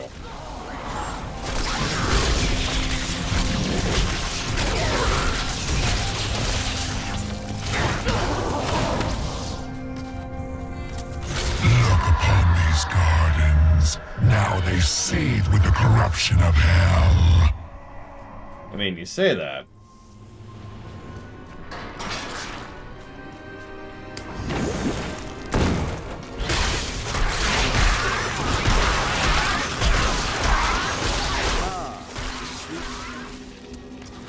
I can't think of his name. John Rice Davies? Is that him? I think that's him. He was another one of those early adopters I mentioned earlier. You probably remember him from either Dune or Wing Commander. I enjoyed that. Oh, that's funny, Raskar. I wasn't trying to step over you, I was just thinking of that because... Talking about, you know, not realizing they were auditioning for a game. It was perceived as more acceptable to do the acting for Wing Commander. Because, I mean, yeah, it's for a game, but at least you're actually up there on screen, you know, doing real acting instead of just talking into a microphone.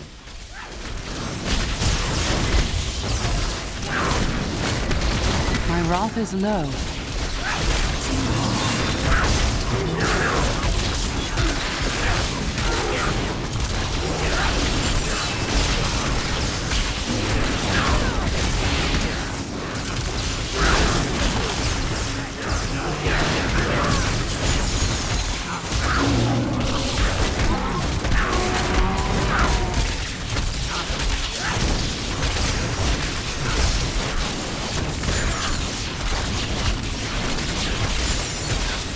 Let me tell you, Huthor, it is a source of constant shame that I cannot afford to pay my actors.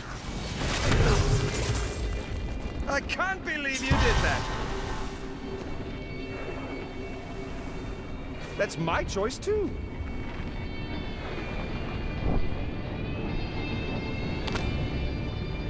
Huey Bull. Ah, no comment.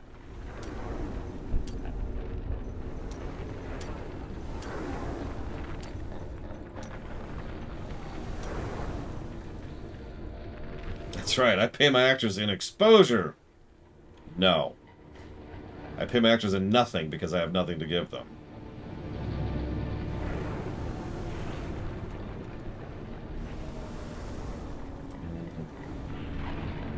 We'll go with that. Yes, you can wield a two-hander with a shield if you have the talent for it. You think to destroy the Rift Oculus? My fiends will tear you apart. Imperius, the Archangel of Valor, is the greatest warrior in all of creation. He revels in war and combat, and has led the hosts of heaven to innumerable victories. With Malthael's absence, it is Imperius who now rules over the Angiras Council, seeking always to defend the high heavens from any foe. Yeah, by the way, in case you missed that, Malthael was the de facto head of the Angiras Council, but Wisdom has been gone for 20 years. So Valor's been in charge.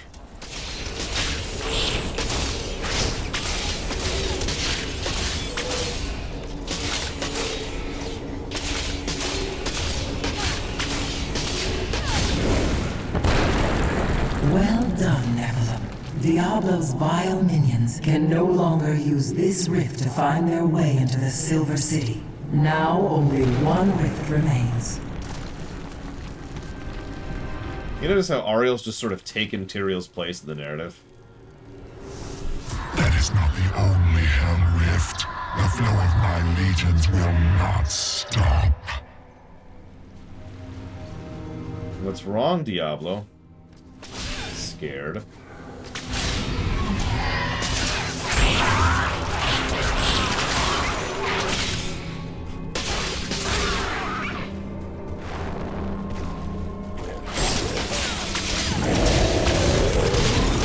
Correct, Great Source. There's no way we're beating Act 4 today. Maybe.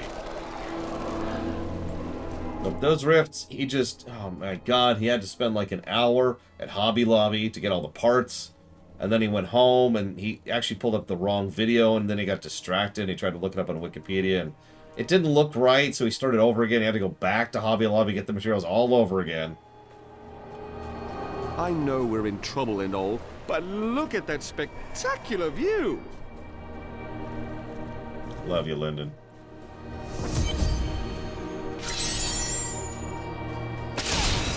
Alright, that's another thing. He couldn't get connection. It's just... So now you'll notice we're now closer up. Because we can see the exact same city we were just looking at much closer. And it is, in fact, a completely separate image. So, two completely unique backgrounds, both of which are 3D, just for this area.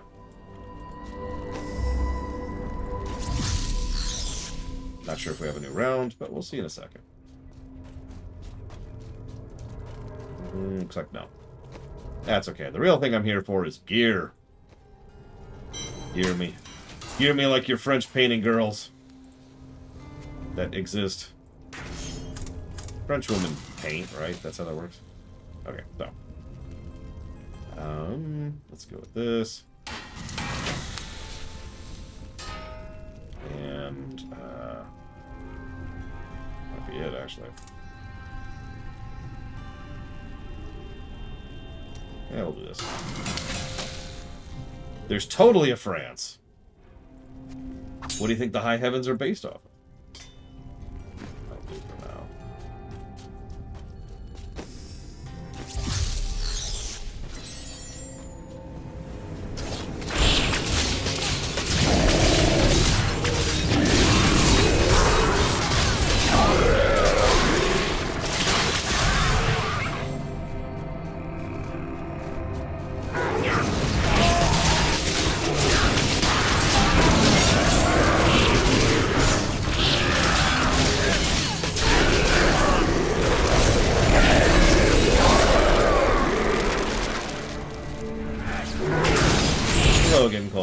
I require more wrath. Apparently I'm not angry enough. I didn't have enough fury and I don't have enough wrath.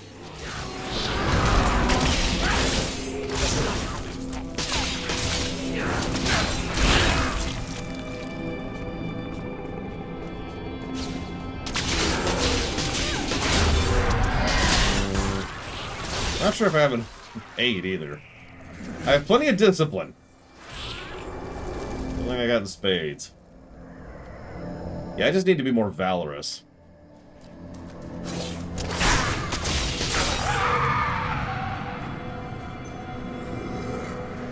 No! No, Uthor! How could you do this? Hey, the Key Warden's up again. Or a different Key Warden, rather.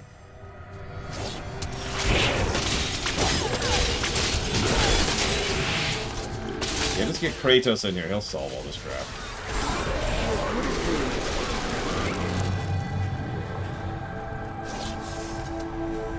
Ooh. So, okay. We talked about this back in D2. But we've got to use the most infamous paladin ability in the universe.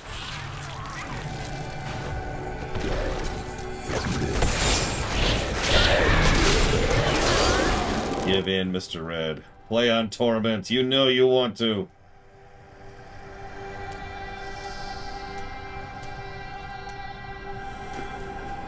Let's actually switch over here for a second. There we go. Oh, good. They did. They literally copied this ability to WoW.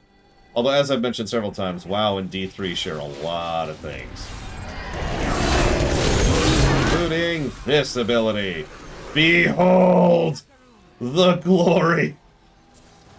I actually like this ability here. In fact, it's actually better than it was back in D2. And you know why? Because they have piercing. So they function a little bit more as actual AoEs. Because you just kind of have a whirlwind of hammers around you. It's actually even better than that, because if you're fast and you have the right setup, you can set up multiple layers of hammers flying around you. I mean, Crusader wasn't at launch in D3 either. So.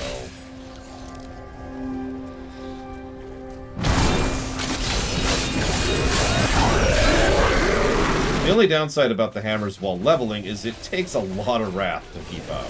You need some kind of build in order to really complement it. Or to just use it more sparingly.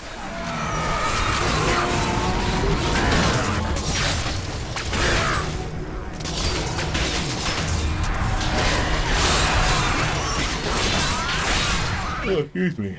Ooh. Witch Doctor, Uther. It was, see around Tim.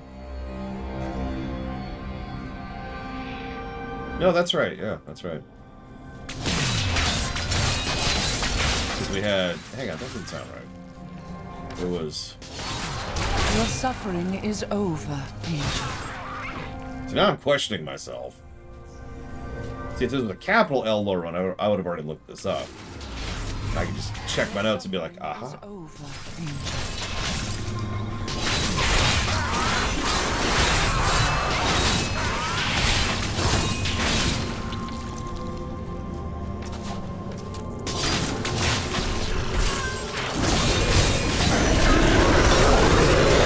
Bad luck for you, friend.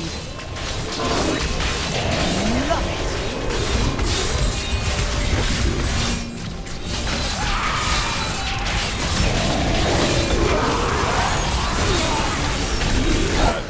Hang on, slightly busy, Loner. Slightly busy. Give me a second, give me a second.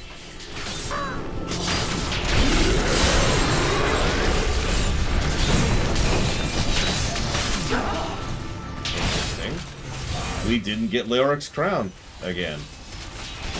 Damn it, I was trying to avoid the Key Warden. The Morlu were once men. Yeah, we know what the Morlu are. They're Key Wardens.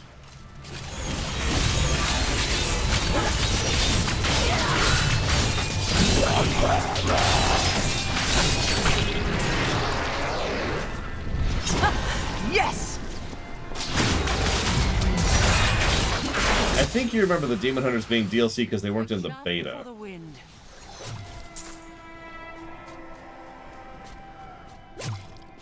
If I were to guess on the matter. Because I had the same general thought process, and I'm like, well, that's not right. Ooh. Not too shabby for our current setup. Anyway, so Loner asks a question. So, actually, Loner asks a weird question, which I kind of misunderstand, even still, but I'm going to assume I have an idea what Loner's talking about. So here's the dealio. We haven't talked about builds yet, because we haven't actually accessed builds yet. Builds don't actually show up until we start getting gear and Henai's Cube.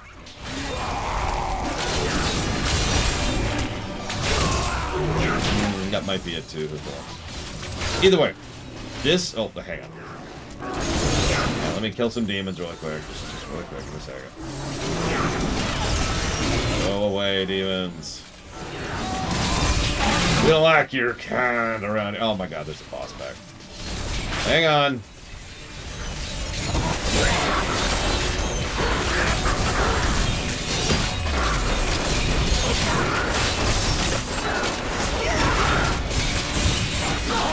Akarat be praised.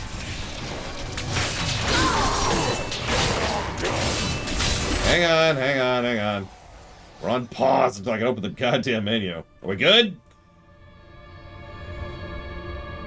So, this is only the first surface level layer of builds in this game. And if you remember, I'm extremely in favor of this screen. Like, I am hugely in favor of this screen. It's one of the better build concepts ever. But it's completely and utterly destroyed by the actual builds. The actual builds are from the cube and your gear. Now, I'm summarizing gear because there's actually, of course, several layers of your gear. We've got legendaries, we've got set bonuses, and we've got orange affixes, which usually are on legendaries. But the point is, there's separate layers of that being relevant, especially when you start getting the canonized stuff. And in some cases, it depends on what the rest of your party has, too, which is, yes, other party members can literally be a part of your build. The most obvious way is for the follower, which, yeah, the follower can also be a part of your build. But I do that this is also true for literally other players as well. This is going to be one of those Star Trek Online situations where we end up giving a fairly large amount of positives for builds, because there are many layers to it, including legendary gems, which I wasn't even going to talk about yet. And we're not going to talk about it later. Later. We're talking about it later. We're not there yet. To get back to Loner's thing, is that Loner is probably talking about the fact that you can get gear which supports a build you do not currently run, and that's actually pretty common. There's a freaking reason why I have a gigantic pool of dozens of gear, just in case I ever want it on someone else. Knowledge of the future grants power over the present. For this reason, Ethereal, the Archangel of Fate, is a vital member of the Council.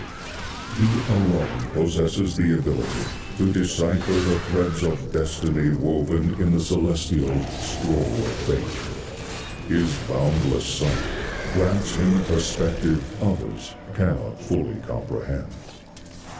I require more wrath. Said very calmly, obviously. Yes, if I could have more wrath, please, that would be excellent. Thank you.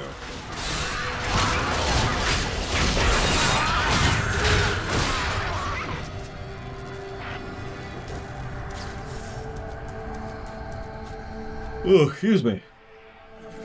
I didn't sleep much last night. How dare you breach the sanctity of heaven!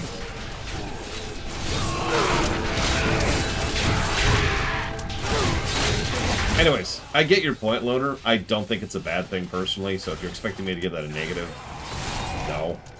But I do get why that would be frustrating. I can tell you that explicitly because I myself have run into that exact same problem. There have been several times when I have... It's right, so can I have some Rolf, please? There have been several times where I have been going through on a particular character on build X, and then I get a piece of gear, or a second piece of gear, or a set, or a legendary, or whatever, and it's like, oh, okay. Well, time to change my build. And then I change my build. Oh, you have no idea who Thor. I don't even have any idea. Get out of here for a second.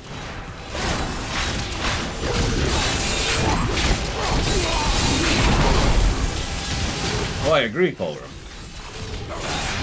As Loner just says, Loner doesn't like this game, probably because Loner hates good games. Or I mean, Loner is donating for Planescape Torment, so we know that he likes terrible, terrible games that nobody likes. Actually, real talk, I'm a little surprised there isn't more interest in the Planescape Torment run. I'm grateful for it, but, you know, surprised by it. No, nobody likes Planescape Torment. It's definitely not usually considered to be one of the most beloved CRPGs of all time. So much so that they made a game called Torment, Tides of Numenera, specifically to be a spiritual successor to it. And the biggest... Closer to victory, Nephilim. You are too late, just as you always have been. The biggest complaint I heard about it was that it wasn't old and terrible enough. One day you'll be as good as me.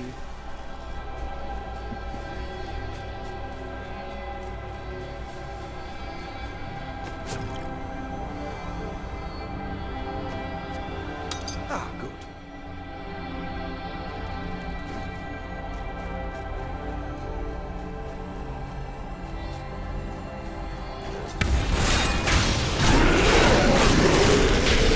It really amuses me. I imagine at least some people wouldn't mind if I just cheated my balls off for the playthrough. There has been much debate among the Horodrim regarding the shadow. My wrath is low. Some scholars believe that these wraith-like foes are formed from concentrated demonic energy, while others believe they are the souls of humans, corrupted by Diablo. They glide through the darkness as easily as water, ready to smother their unwary prey. Of course, if I just cheat right off the bat, that sort of invalidates the point of the review. So I'm going to try not to do that.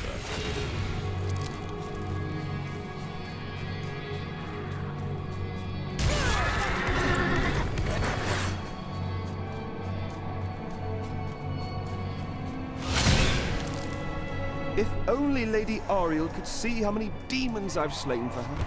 One can only hope she'd be impressed. Oh my god. Oh my god, you're fired, Joanna.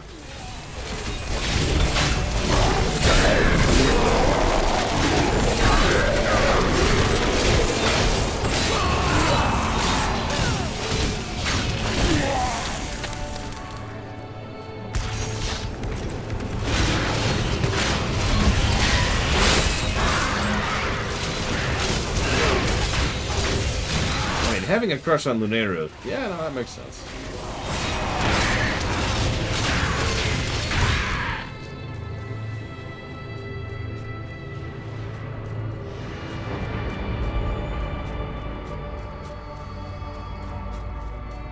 Yeah, I will admit, you'd think... Maybe all of this is completely anecdotal, of course, but you'd think getting the items you want would be really hard in a game where the loot drops can be extraordinarily random. I have suspected for a long time, do not know, but suspected for a long time that there's some sort of... We see what kind of abilities you're using, or see what kind of set items you already have, mechanic in the game, and then it lends itself towards dropping the stuff you actually want. I have no proof of that, but the simple anecdotal fact that I have a very easy time of getting the pieces I need for my builds.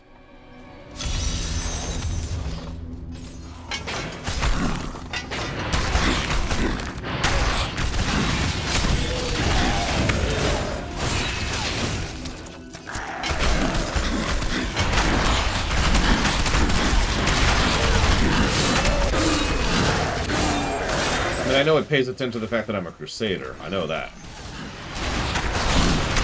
Like 95% leaning towards Crusader loot.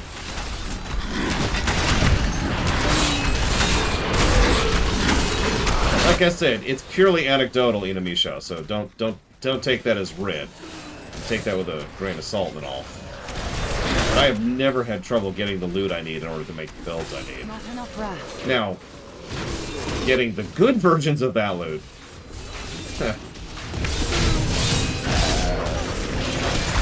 I never finished building most of my ancient sets.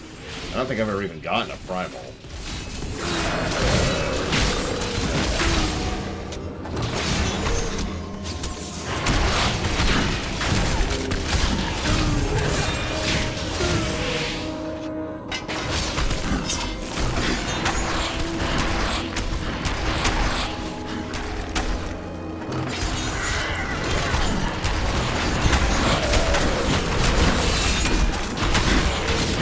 No, that wouldn't even surprise me about 12%. It's not true, because they don't give a crap about me, but it wouldn't surprise me.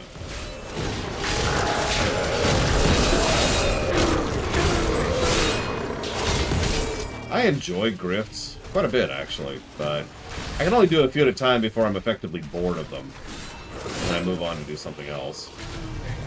That's why I've never gotten that far into them.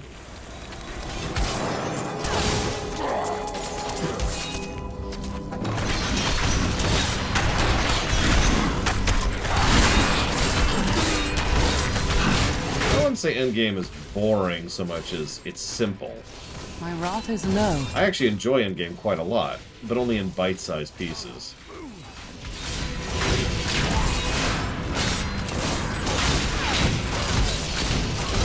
I love bounty hunting. I used to do just bounty hunting runs pretty regularly with several of my friends. In fact, we'll probably do so again in about a couple months here. Me and my friend Pax have already committed to doing a replay through of D2 and D3 in preparation for D4. That should be fun. Looking forward to it.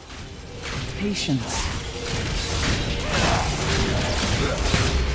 That's an interesting question, Yura. I would say that is one of the potential points. It might also be just trying to show off some new idea or build.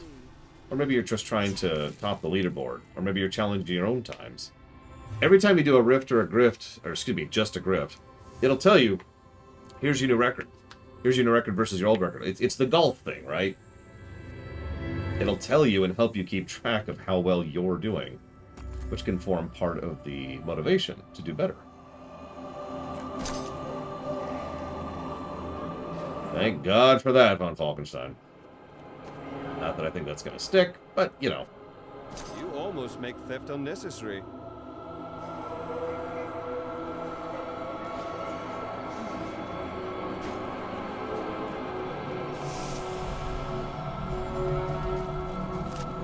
Is that everything? Looks like everything. We're sweeping if it's not obvious. Because, you know, we can.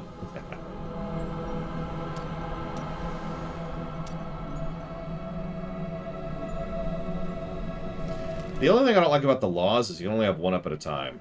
But all the laws are pretty good. These are effectively your auras. So passive, +2 attack speed. Active, big +2 attack speed. Passive, increased resistance to all. Active, big increases to resistance to all. Obviously, the runes make these even more interesting. You gotta have the horse. Obviously. Did I already? I don't think I did.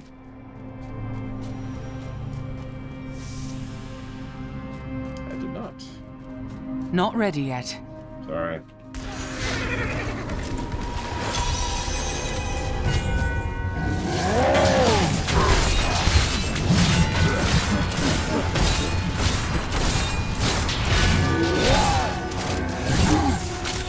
Not enough wrath.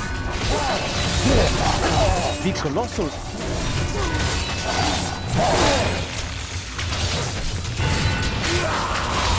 There's no way. I'm at like 4.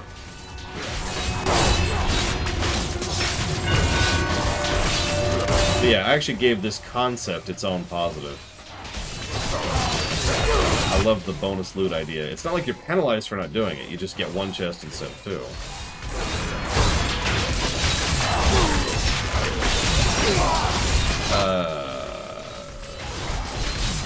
I don't remember Von Falkenstein.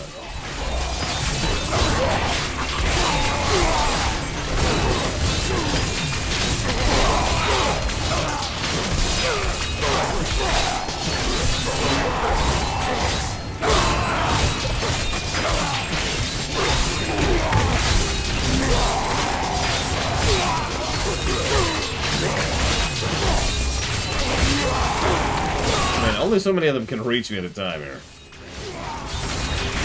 Well, I am blocking a lot, but I'm actually taking a lot of damage. I'm just healing through it very quickly. Who would have ever thought that someone like me would visit the high heavens? Well, that's actually a valid question. Oops.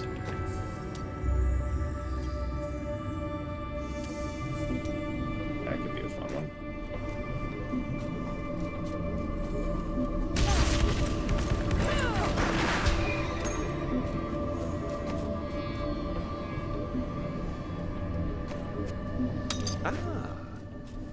Not yet.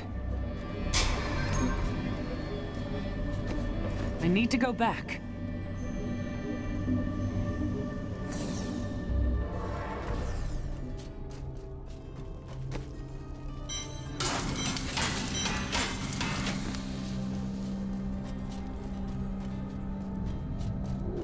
If the demons come back, maybe I'll have a go at them.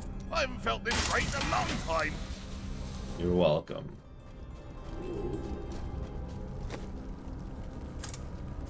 There we go. There's some yellows.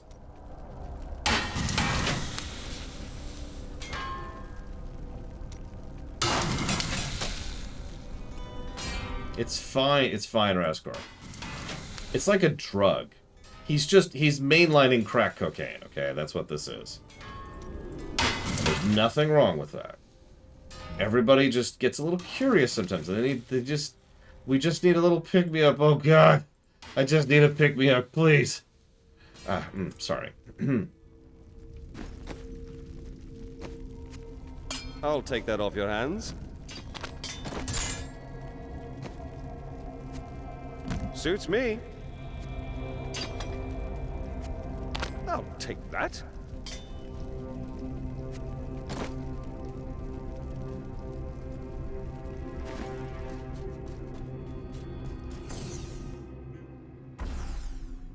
Your guess is as good as mine, Trixia. I need my demons. I need to find some demons, grind them up, and then inhale them. And the best part is, you know somebody somewhere in this setting has done that. Like, the Vajeri originally started summoning demons to do mundane crap. Like servitude. So you know someone tried to snort demons. Patience.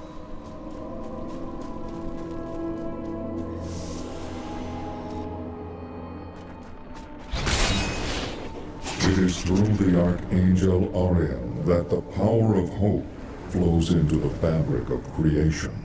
Her eternal light illuminates even the darkest souls. With Malthael's departure, it falls to Ariel to hold the Angiras Council together. Should her light ever fade, all heaven will fall to despair. Ah, the sweet smell of sulfur and ash. The gateway should be nearby. Burn in the light! Yep. Instead of wisdom, they have copium. Not a good recipe.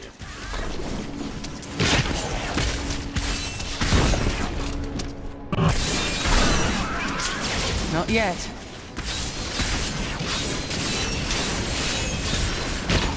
One.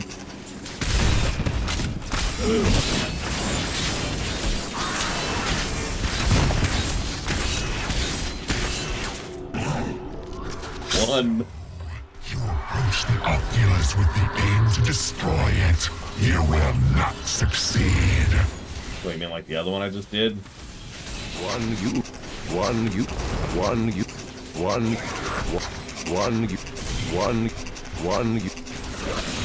That's hard to do.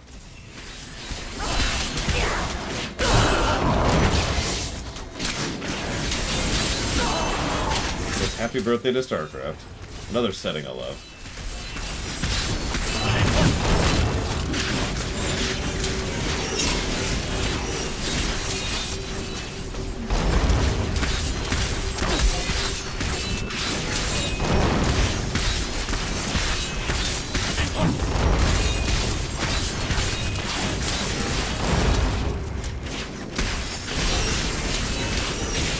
It's okay. Blizzard's totally gonna give us some StarCraft news soon. Right? They haven't completely forgotten the franchise even exists. Okay, so you want something that isn't copium? I guarantee you that Microsoft will be more inclined to allow a StarCraft project than current leadership.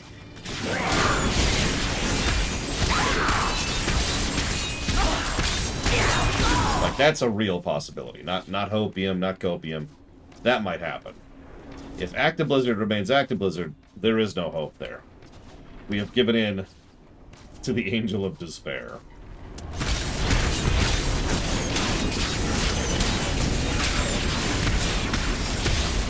It's really sad. So, my sister likes to listen to NPR on her way to work to wake herself up. The Hell Rifts are closed. You have far exceeded my expectations, Nephilim. But there is not a moment to waste. Quickly, you must make your way to the Silver Spire. So, you're probably thinking, why? Why is that relevant? Well, it's gotten to the point where NPR has started covering the ongoing talks and proceedings in Europe regarding Microsoft's acquisition attempt. And she actually reached out to me and was like, what's going on with this? And I'm like, okay, I'm going to give you the short version, because this has been going on for a freaking year now. She's like, what do you mean? And I explained very briefly. The Hell Rifts are closed, but it is of no matter. Soon there will be nothing left of these high heavens. All creation will be the realm of terror. Hi, Tyria. I'm actually not a fan of monopolies either. It's just, in this one very specific case, I actually do hope Microsoft procures Active Blizzard. And it's because of a lot of different variables. That's not like I'm pro-Microsoft. It's just, in this case, yes, please, let this one go through. God. What's really frustrating is if you've been paying attention to it like I have, because I am a gaming geek and a financial geek, most of the concerns that have been raised are some of the dumbest things. Only I had something to pry it off. Oh, you see, we're back to that. Sorry, it's an old habit, you see. Just let you enjoy the view there for a second.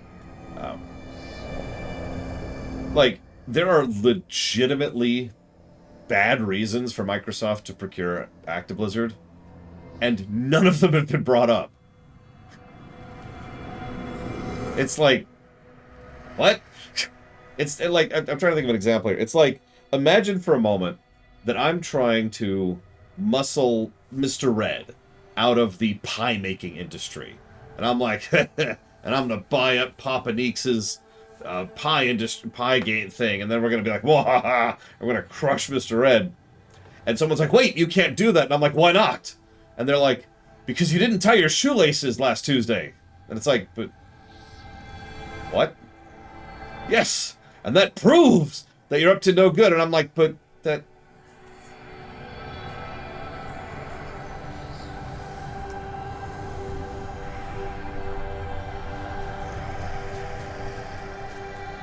Ariel. Yes, my friend. I am ready to again fight by your side. I was wrong to give in to despair. You have shown me there is still a chance for victory. But we must hurry.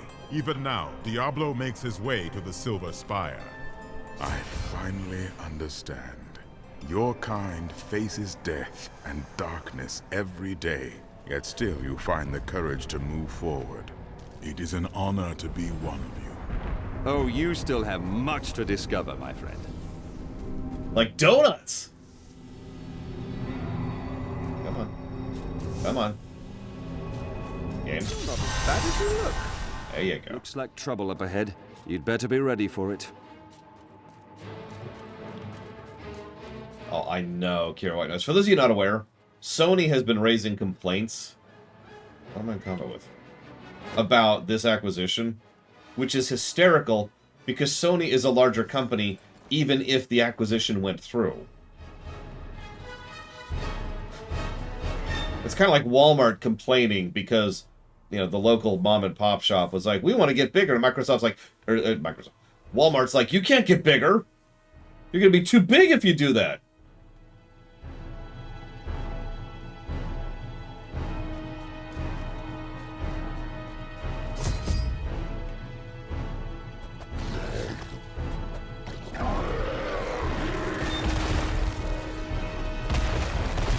Sony's actually the second biggest gaming company in the world, Yura. Your kind does not belong here. If I see you again, you will die.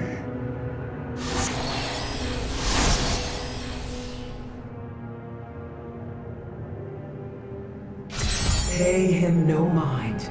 This is your fight, Nephilim. Your power is even greater than Tyrael foresaw.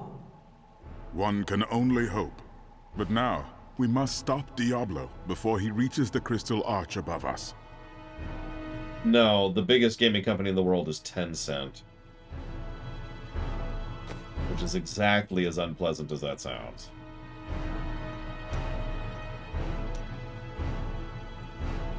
Yeah, Nintendo is actually pretty small.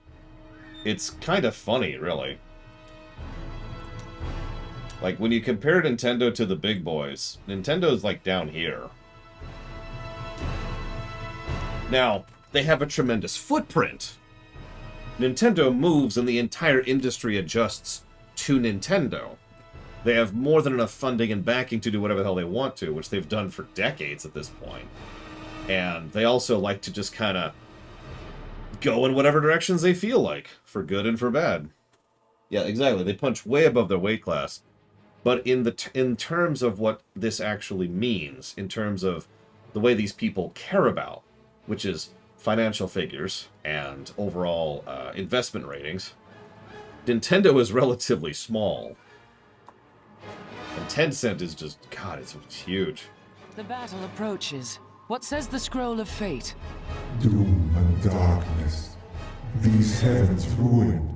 The angelic host broken. Diablo victorious.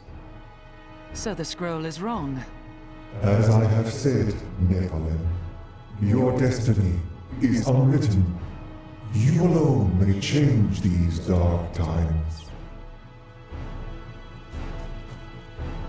Well, like I said, it's a matter of which metric you're using, which is why I have to clarify. Hey, we have a little more AoE than last time.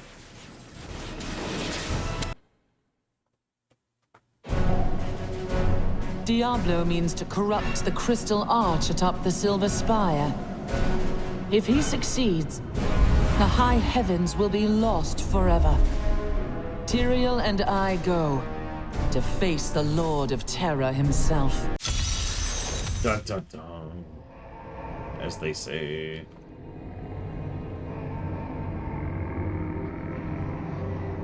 Anyway, sorry, I didn't mean to drift off into a whole thing. Just, you know. I do hope that Microsoft procures Actiblizzard, because, first of all, it's not going to get worse. And second of all, it actually stands a decent chance of getting better. I am returning to town. There you go. Let's see, who would you know her from?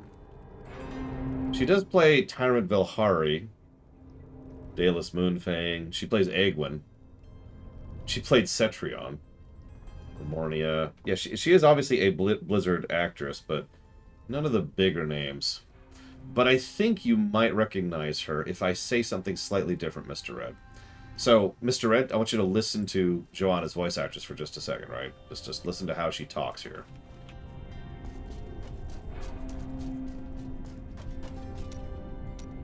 I spoke with Ethereal, and he helped me translate the document. It was written by an angel who saw promise in humanity. He began to teach a group of young women who had killed the demons their masters summoned.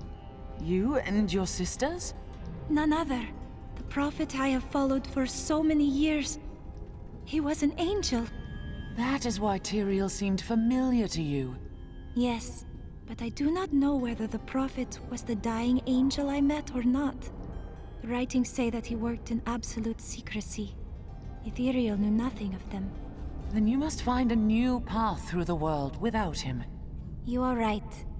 And I hope that path will still be with you, my friend.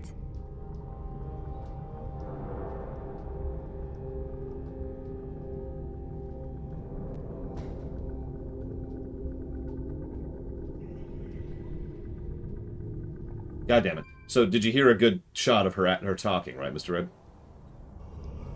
Hear. Feel. Think.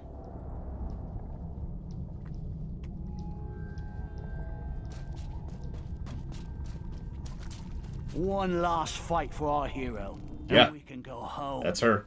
Don't you wish you could help? Ha! I don't think she needs it. It's much more obvious once you have it there. Once you hear the voice actress, and it's like, wait a minute, because it's the same style of acting she's doing for Joanna here that she does for Heidelin. This is the end, isn't it? One way or the other. Good luck, hero. My husband's blood bought us victory against Azmodan's armies. Don't let it be for nothing. I won't. I promise. You have one last scrap ahead of you, I hear. Might I ask you a favor? Of course. When you're killing Diablo, and I have no doubt you will, think of my lads. Will you? Make them pay for all of this. I swear it.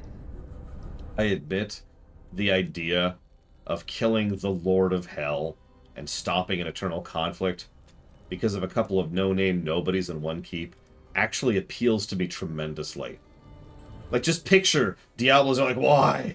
Why did you kill me? And it's like, for the soldiers of Bastion's Keep. And Diablo's like, who? Stab! And then he dies. Is this the last battle? For now.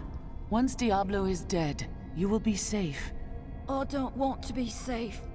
I want revenge. You will have it. Damn it, see, the barbarian has led this boy astray. Is it time to go home yet, Mum? Soon, love. Soon. Thank you for everything. Thank you so much. And yeah, it's the favorite nephew thing all over again. Or, more recent example, John Wick. Exactly. I was going to bring that one up too. I love it when it's something so personal and down to earth. fiction too often tries to make things big and huge and splashy, including the very game we're playing right now, and World of Warcraft, as I mentioned earlier. I like it more when the motivation's a little bit more tangible. I know what I fear. For long years, I feared the Jewel of Durgis would fall into the wrong hands. That its evil would be unleashed upon our world. But in the sight of all this destruction, I can hardly look or even think upon a jewel, even one as terrible as Durgis. You must save us. Okay, so it looks like we're not at the speech yet, Papanese. That makes sense, because we've actually got one more little chunk of dungeon left, if I'm remembering correctly. Your task will soon be done. The angels will then have no choice but to value mortals, thanks to you. You may be right. Of course I'm right. Look who you're talking to. Have I ever steered you wrong? No, but sometimes you hide parts of the truth. All for your own good, Chelsea. All for your own good.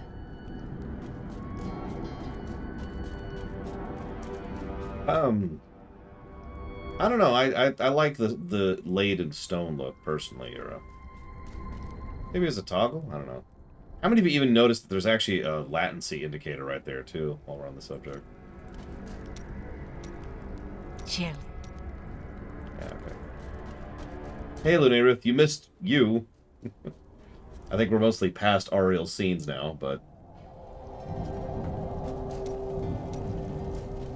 I don't care if you have to burn the heavens down to their foundations. Kill Diablo for what he's done today. Okay. I can do that.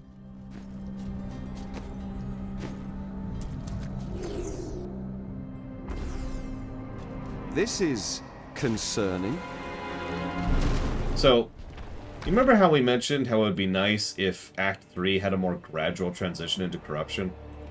Act 4 does a lot better job of the same concept.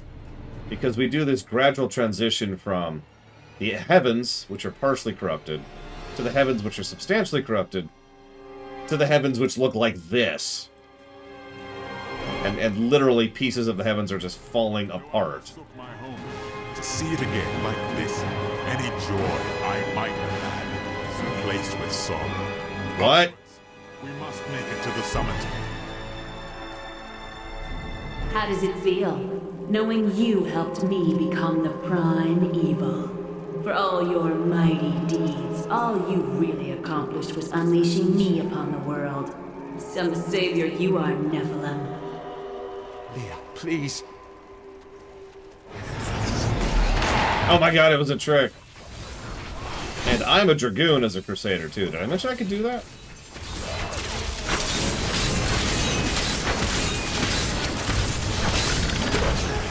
I agree, Mr. Red. It's a cool idea. I love how the statues just fall apart in some cases. Like, none of these are going to do it. Whoop!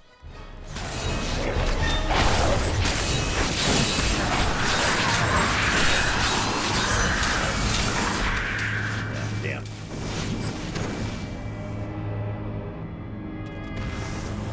Diablo is climbing the spire to the Crystal Arch. We must hurry. What if you'd shut up? I lived only to serve my master Belial, but you killed him and unleashed the prime evil on the world. But you're dead. Yeah, Diablo's, ironically, really bad at the mind games. By the way, this big skeleton thing is the Ariel. I think they just didn't have a model for the Ariel equivalent.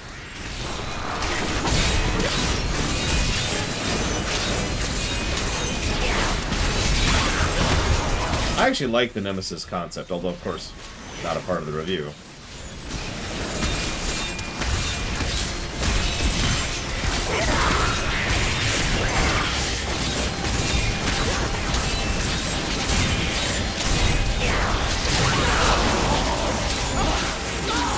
Of course, Ariel would do poison damage.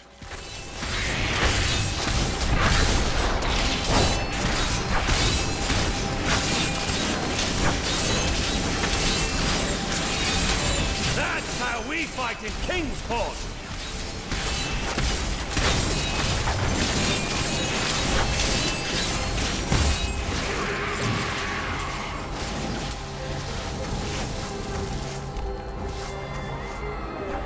Notice the blue life essence is now replaced with red life essence because, to put it in the most simplistic possible terms, the song is changing.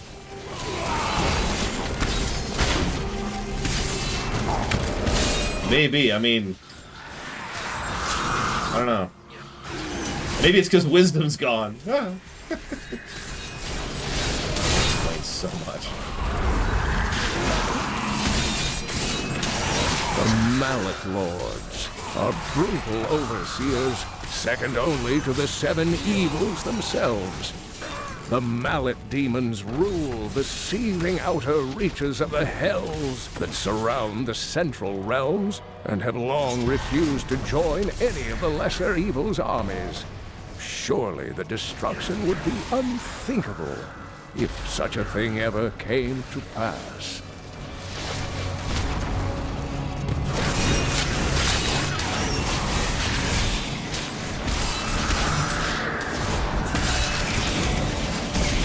Location I want to see in D4, not Tristram. Show off those fancy attacks you like so much.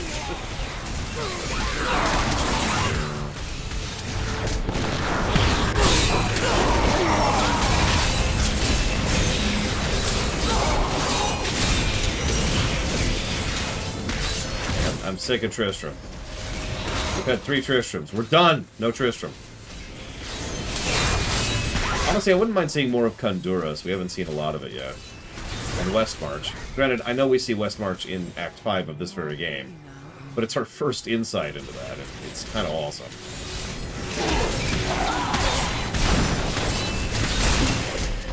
I mean, we're gonna see Kuros. The spoilers. The area of the map in which the game is playable is Kuros. It's Kyrgyzstan, for God's sakes. At least in the beta. By the light be damned! I knew Inarius long ago, when he was still among the angels. But he grew weary of battling the demons after a time, and he began to secretly conspire with demons in order to forge a peace. The demoness Lilith became his greatest ally in the hells, and many other demons and angels joined his cause. So there you go, Lunera, if you're still there. That was Ariel.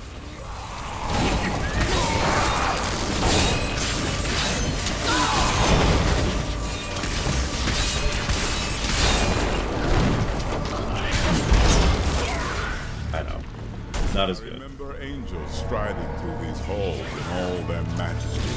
We thought ourselves the masters of all creation. Our arrogance was our downfall. Well, it depends on what you listen to, Crazy Norse, but in the books, Lilith's overall goal was to take over from her father, Mephisto, the ruler of Hell, and use the Nephilim to not only destroy heaven forever, but to then, you know, conquer everything and rule on high as Sultana. That was her overall goal. Pretty vanilla goals, actually.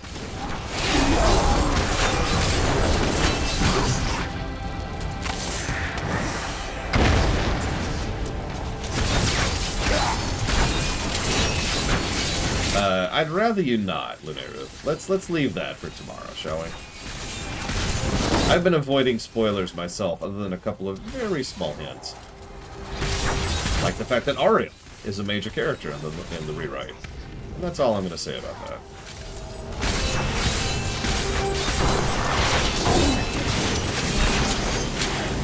I mean, yeah, it's standard programming for Lilith. Just like Inarius was just like, I will establish this new religion with me as the new godhead. And that way we will be able to, you know, make things all neat and tidy and in order and end the war, which was his motive, which is in line with his programming. Correct, Yura. You jackass. Teleported away just as I hopped. Jump, whatever. Stop teleporting. Stop teleporting. Stop teleporting. Fine work. We good? Yep, it's time to play Diablo Immortal. Don't worry, I've had the April Fool's video done for several weeks now at this point. It'll be going live tomorrow. A great choice. Wahahaha.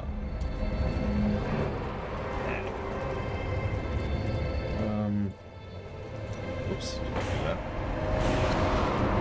that. Screw it. Hell, I've been looking forward to the rewrite. And I've seen the finished product.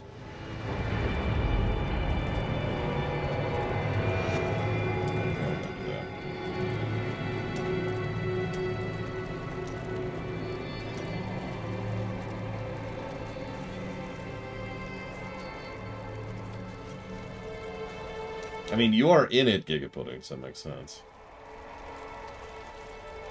You'll see what the April Fool's video is tomorrow. Everyone's so impatient. You'll see what it is tomorrow.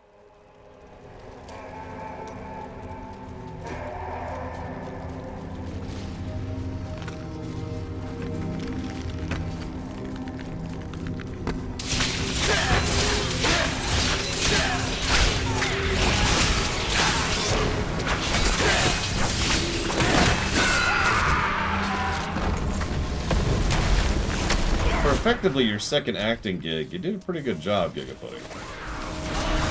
Now we're playing Captain America. I require more wrath. Yeah, Crusader is definitely built, at least early on, while leveling, to be a tank. Which is neat and very useful in a group. But it does tend to make some fights last quite a bit longer. After he gained a following, Inaria stole the sacred World Stone and used it to create and conceal a world he called Sanctuary. Demons and angels alike fled there, and some of them, including Inarius and Lilith, found love. Many of these unions resulted in children. They were called the Nephilim.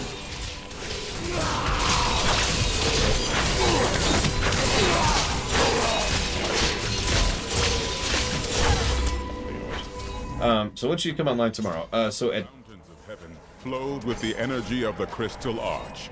But now, look at them. So at 10 a.m. Eastern Time tomorrow, Linnea Ruth, is when I will be doing the pre-stream. And then about an hour after that, the actual rewrite will go live.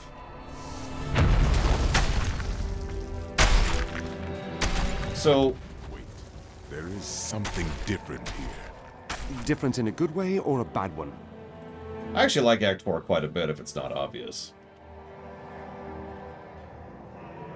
But...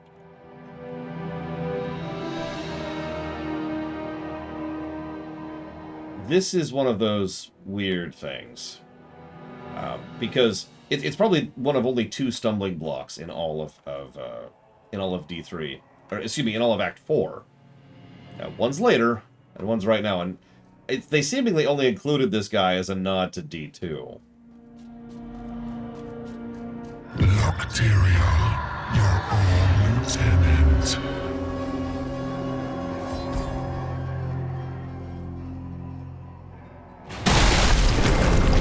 It seems we've both fallen from grace, Tyrael.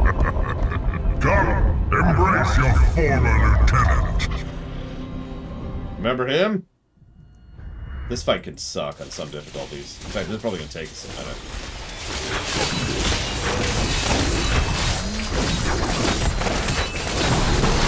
My wrath is low.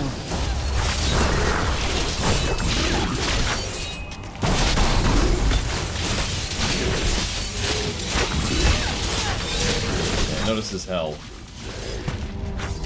In fact, his health is doing some interesting things. What are we at here? I'm gonna try something real quick. I can't do that. Aw.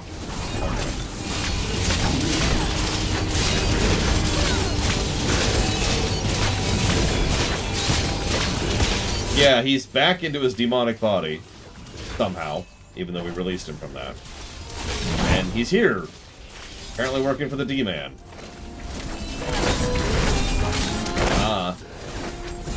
They never even try to explain it. He's just here because he was in D2, like I said. Remember this? Okay, so we're gonna do this a couple of times.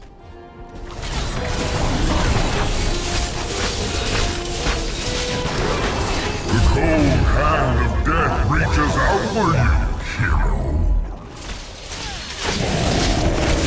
I'm not spoiling Lunaruth. You can't trick me into it. I know you tried to. We'll find out tomorrow. Cannot be stopped. The chill of hell will sap the life from your bones.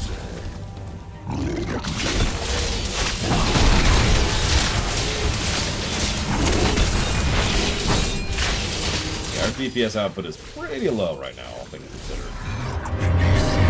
And see the ruin of heaven.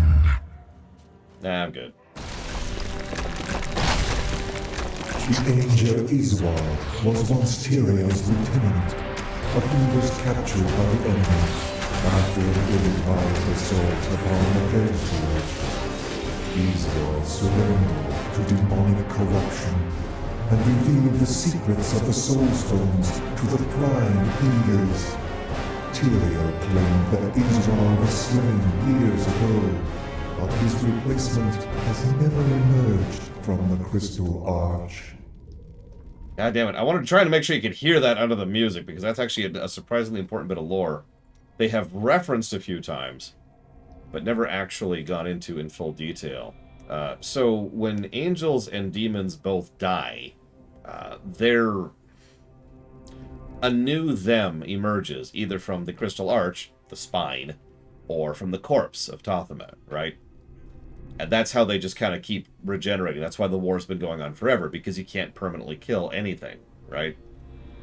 So they're like, oh my god, why has Isbal never reemerged? Now, you probably noticed how I mentioned that. His replacement, rather than just him, what comes out of the Arch is the same slot as you, but may or may not actually be you. It's a little bit more variable than that. Based on context clues, we're pretty sure this is at least close to the original Tyrael. But it's worth noting that the original Tyrael died. This new Tyrael came out of the Arch relatively recently. He definitely has the memories of the old, but how much that matters, it's a little more debatable.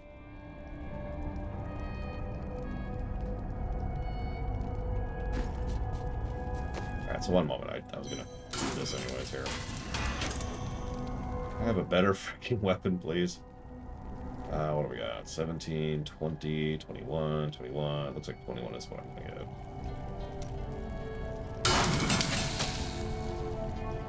Did you know I have a website? Good night, Crazy Norse. Get some good rest. Whoops, wrong button. This one. Yeah, let's go ahead and put this here. So we can do this.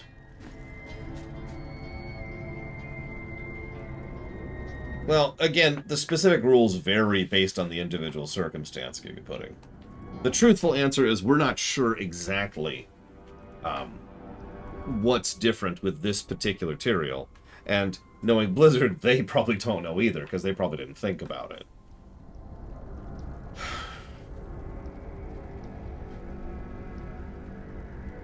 Because, yeah, the next Imperius would still be Valor, but might not have a giant spear up his bum, right? Anyways, Lunaruth, to answer you, I hate you for making me give this away, but there is a video that will go live at 5 a.m. Don't worry about that. Don't stress it. As long as you're there for the stream, and, you know, maybe watch that video, then you're good. I can see Anduin. Yeah, the next Imperius might also be worse.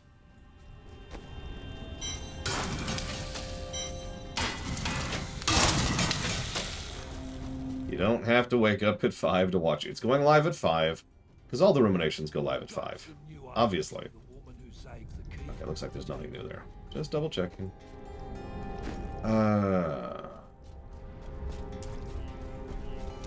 Well, that's why I mentioned they're in the same slot, Fulgrim. And yeah, that's why Diablo is still Diablo, despite the fact that Diablo's died like twice now. Well, that we know of. Diablo's actually probably died a few hundred times. All of them have. What level am I? 21. God, I'm actually still relatively low level. Oh, that's why. That makes sense. Oh, I need to... Yeah, I'll do that.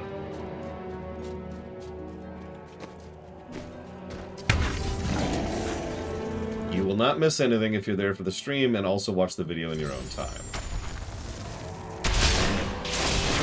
The first video, not the second one. There will be 2.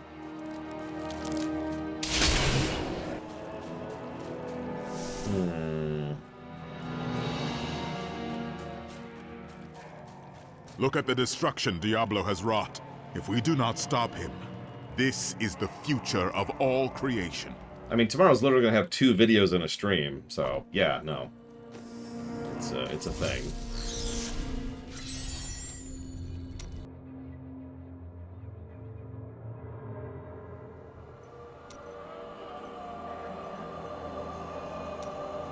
Jump back up to Torment.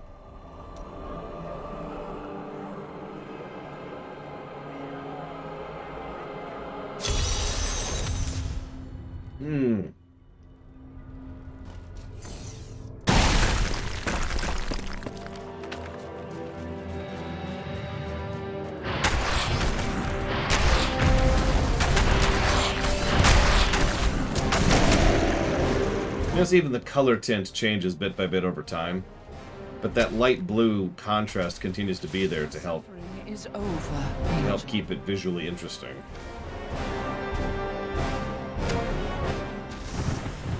It is not far now. I only hope we are not too late. The Anger's council is no better than the prime evils themselves. We are just pawns in their cruel games, and now you help the worst of them all. Cain? Okay. Point from the back.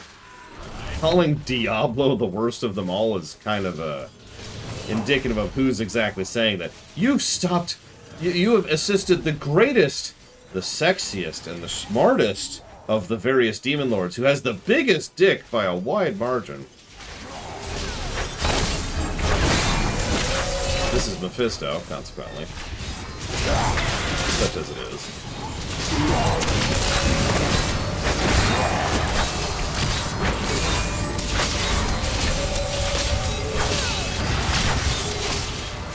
What? Although if he's talking about the... I guess he's talking about Tyrael, sorry. Which is even dumber. The destruction Diablo has wrought. If we do not stop him, this is the future of all creation. Oh yeah, by the way, you're probably wondering what's going on with the life essence that I mentioned earlier, the blue stuff. Well, here's a little bit of visual storytelling for you. In a second. Hang on, I gotta kill 50 things first.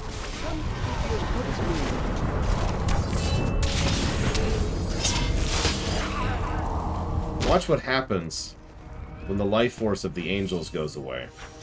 You are free now, angels.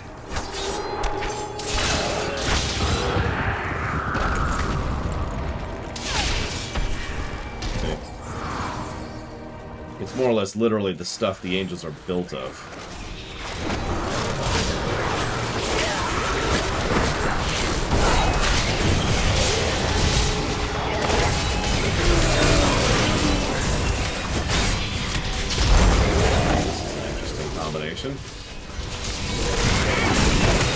Oh my god.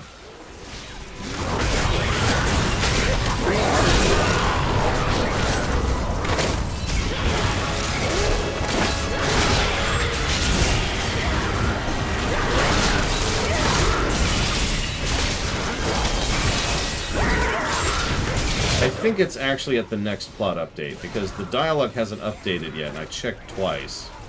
So no is the answer to your question, Properties. Yeah, nobody likes arcane enchants. Nobody.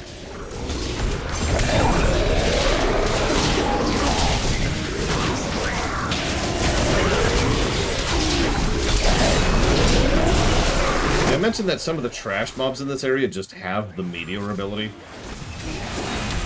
Some of them also have the ability to stun you by charging you. They can charge you from off-screen, too. This place can be very mean to go through.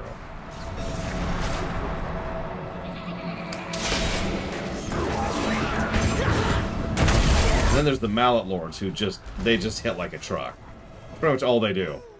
Show off those fancy attacks you like so much.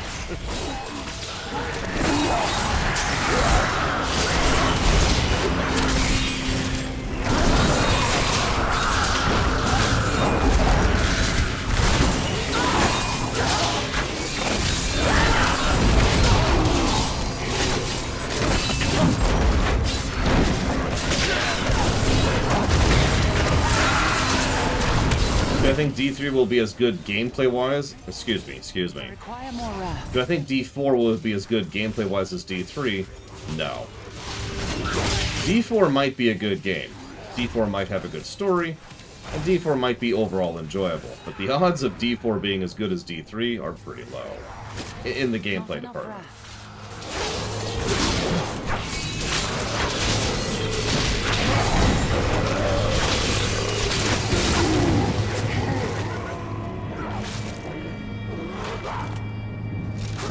Why do I think so?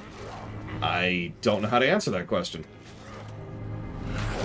Because I'm right? I don't know how to say that. I don't know how to say that. You've shown me a picture of a big grassy field and said, what do you see? And I say, well, I see a big grassy field. And you say, all right, so why do you think there's a big grassy field? And I'm like, but you just showed me a big grassy field.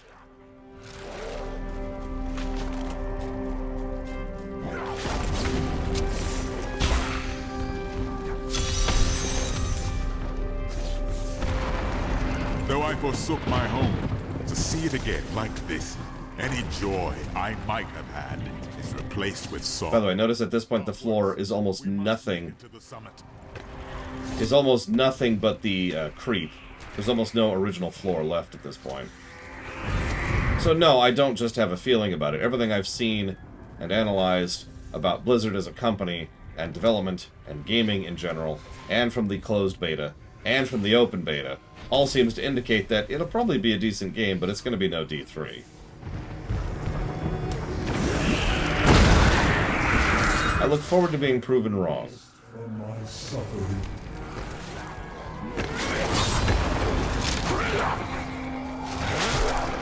Damn it, there it was. Well, I haven't really watched gameplay videos, but let's just say that I'm definitely not admitting to anything that would violate an NDA with regards to a closed beta or anything like that. Again, I'm not trying to be a naysayer. In fact, I'm being the exact opposite of a naysayer. I think the game's going to be pretty legit. I just don't think it's going to be as good as D3, gameplay-wise.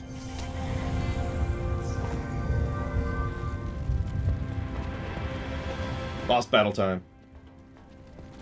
Nephilim, I see you did not heed my warning. Or perhaps you think yourself strong enough to face me.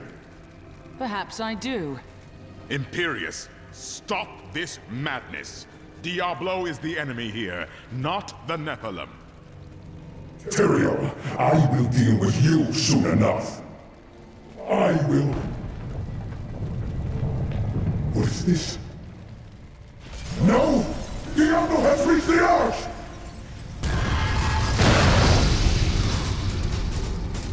No.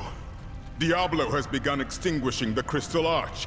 That's why the angels have fallen. If its light should go out forever, we must defeat Diablo before that happens. It is up to us now. I am glad you are immortal, my friend. Diablo's vile corruption bars our path. Stand back. Eldruin's light shall clear the way.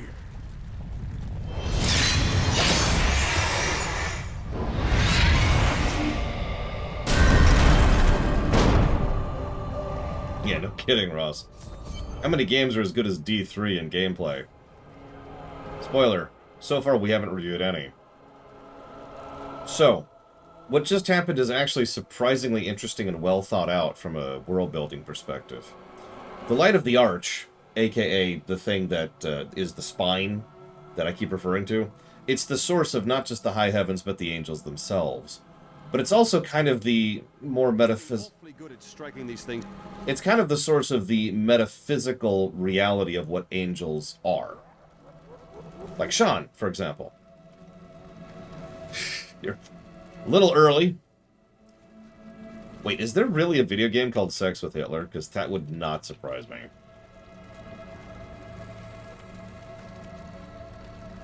No, Spider-Man, not Spicer-Man. There really is? Oh my god. We're gonna pretend I never heard that. The arch and the essence of Anu isn't just what respawns the angels, as we actually talked about earlier. It's the thing that generates the programming, the pattern, whatever else you want to call that. And we've actually seen before that manifests in the form of the wings. In fact, we've seen that twice. Once, when Tyrael ripped off his wings in order to relinquish his position as the Archangel of Justice, in order to simply become the mortal Angel of Justice. And two, in the exact same cutscene, where those same wings were the very thing that were responsible for casting him out of the heavens. He didn't rip off his wings and then walk home. He ripped off his wings, and then his wings climbed up through the ground, grabbed him, and flung him down to Sanctuary.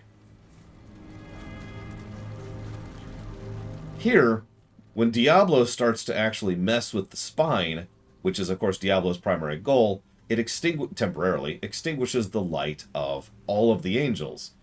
That's why all of their wings go away. So Raskar says, why aren't we falling down the Sanctuary? There's no wings to do it. There's nothing to cast us out. The wings, that is to say the tangible manifestation of the pattern that emanates from the spine, are no longer active. Someone pulled the power cord. Every angel is connected to that power source, and if someone pulls the cord, all the angels can no longer operate the same way. Make sense? It's like I said, there's someone somewhere actually put some real thought into this game, and it's nice when the story is actually pretty legit, with little details like this.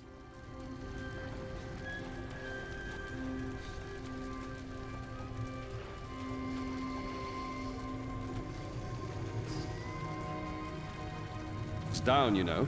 Better than me, even. I find that rude. So that's why the other angels are all just going, ugh, and can barely cope. But they're not turning human because they didn't literally rip their wings off. It's just someone pulled the plug. The gate has been opened, Nephilim. This last trial is yours alone. You were a fine commander, Tyrael. I am proud to call you friend. It was an honor, but this is the moment you were made for. This is the hour of mankind's victory. Or, hear me out. You could actually help me fight the freaking prime. Okay, whatever. I am returning to town.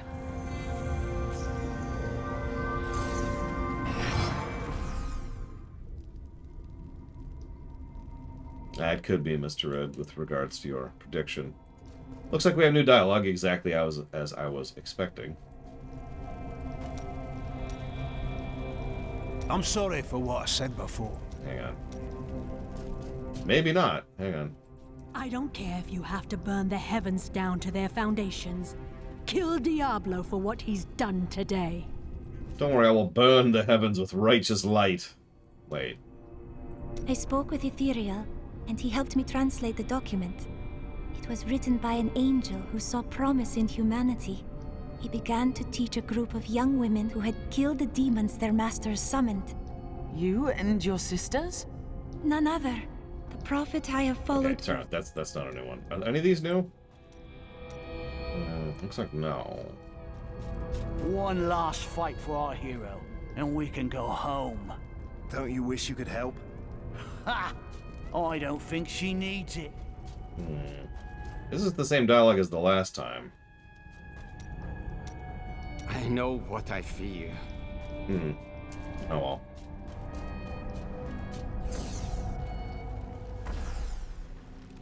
You've said that the crystal are... Hang on. You've said that the Crystal Arch is the heart of heaven. Tell me about it. It is older than time itself, and over the eons, this shining realm took shape around it. It thrums with living light and sound that courses through the very fabric of the Silver City. The angels are birthed from it as well? Yes, like musical notes in a grand chorus. Angels are the manifestation of the Arch's intrinsic harmony. The purest expressions of this harmony were my brethren, the Archangels. I see little harmony in this place. Yes, but hope has returned. And as you mortals are fond of saying, it is not over yet. I fear that if we defeat Diablo, Leah's innocent spirit will die with him. I refuse to believe that. No matter how long it takes, I won't rest until her soul is at peace. When the angels voted to decide humanity's fate, who voted against us? Imperius. Malthael abstained, but it was counted against you. Malthael? I've not heard of this angel. He was wisdom itself, until his disappearance. The Angiras Council has been broken ever since. Yeah. The Council absent wisdom, and remember, literally absent wisdom because of how this works, wasn't doing well without it. Go figure. What happened to Malthael? Long ago, when Anarius and his ilk stole the World Stone to create Sanctuary, Malthael became consumed with discovering its whereabouts. As the Archangel of Wisdom, he was tortured by his inability to recover the sacred artifact. Where is he now? Some say he haunts the silent halls of Pandemonium, forever seeking answers to the unknowable mysteries of life and death. And we'll never hear from him again until tomorrow, when he'll be in the rewrite. What is the prime evil? It is the sum total of all 7 evils housed within one body. There is an ancient legend, known only to a few, of the great dragon Tathamet, who was the original embodiment of evil. The legend says that he was ripped apart during an epic battle with Anu, and that the burning hells are composed of his remains. Who is Anu? Just as Tathamet was the ultimate evil, Anu was the ultimate good. It is said by some that the Crystal Arch is all that remains of this great warrior. Are you saying Diablo wants to become this dragon? In a manner of speaking, yes. Wait, who doesn't want to be a dragon? Come on. Alright, so I'm actually going to change our build a little bit for this particular fight. We're going to go ahead and do that. I definitely want to switch over to here.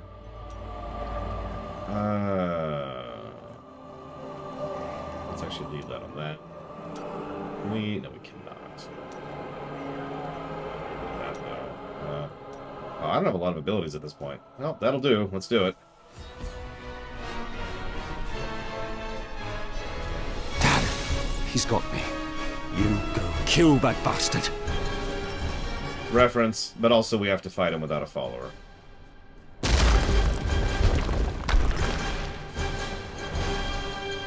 So there's the spine. Wondering why I call it the spine. That statement is quite literal. It's pretty much the spine of Anya. That's why it looks like a frickin' vertebrae. Crystal, but still.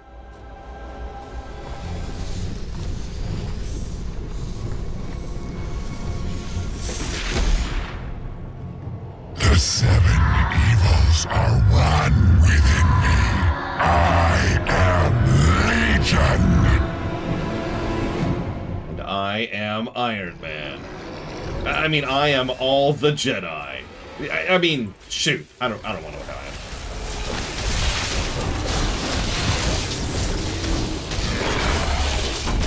Did you make up your mind, Diablo?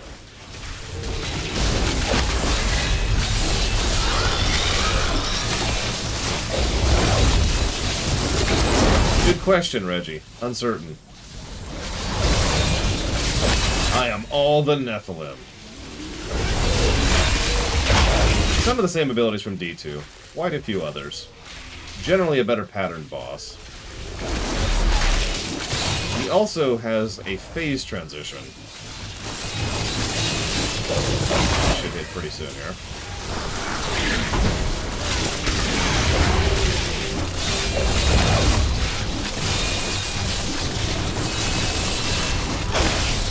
Better shot of the spine up there.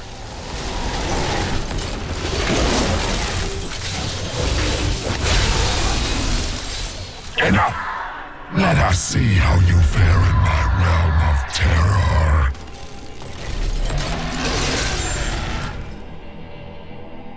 So this is the phase everybody hates. Only by defeating us can you return to your own realm. But none have ever crawled from the depths of their own terror.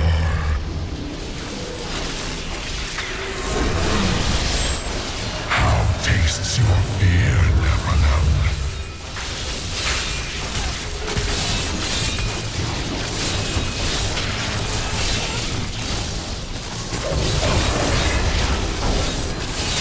You shall never wake from this nightmare.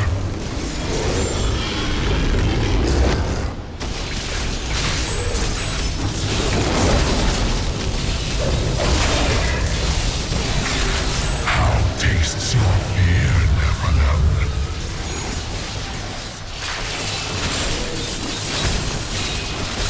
I don't know, I kind of like terror instead of terror.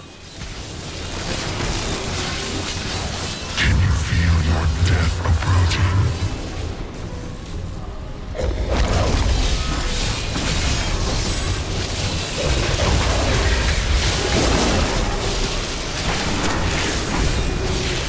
Your Nephilim power will not help you in this realm, mortal. You know, you say that, but I'm pretty sure I know the one who's actually scared here, buddy. You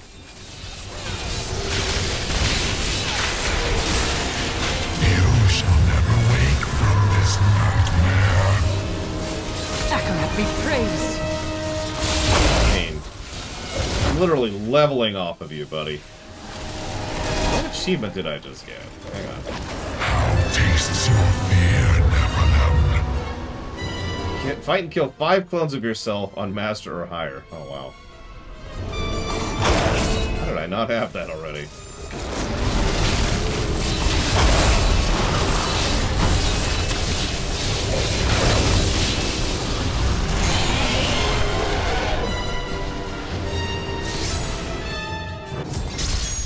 No! This wretched light must be eradicated! All that you have known, all that you have ever loved, shall die along with you, Nephilim.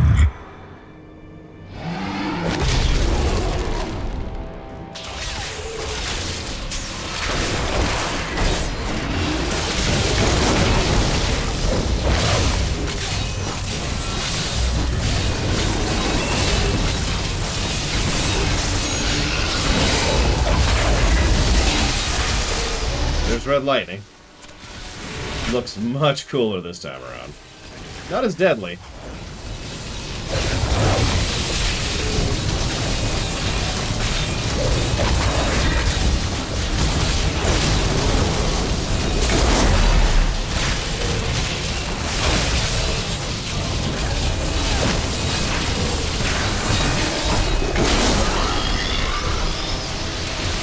Behind you. Not ready yet.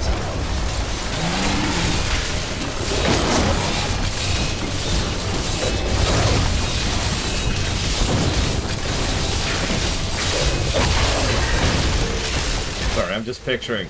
So I've gained the power of all the prime evils and the lesser evils, and I am now the inheritor of Tophemet. And as a direct consequence, I have more power than anyone in the Hells has had in several millennia. So, what's my opponent today? Some woman with an axe. What? This should be easy!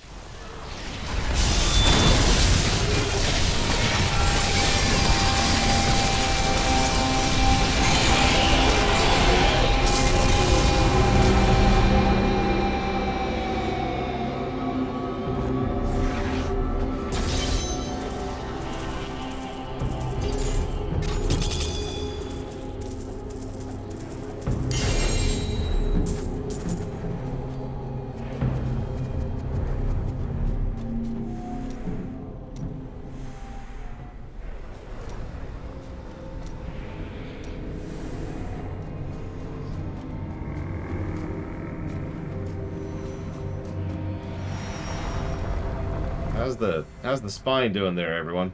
We cool? Is it a good axe? The women around Bastion's keep just all the same. I don't recall you having better luck in Chaldean.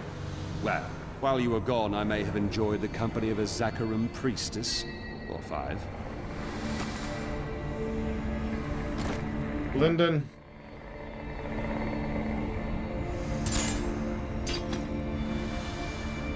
The day is won. Diablo is vanquished, and all evil with him. A bold claim. Evil is resilient. Time will tell. Oh, whatever.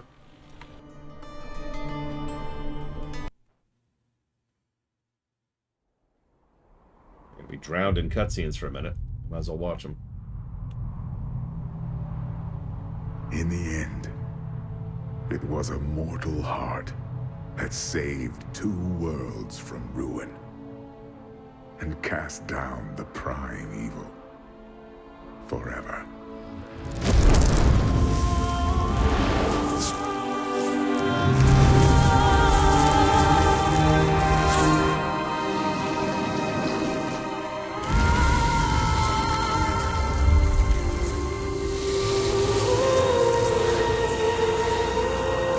I'm sure that's safe.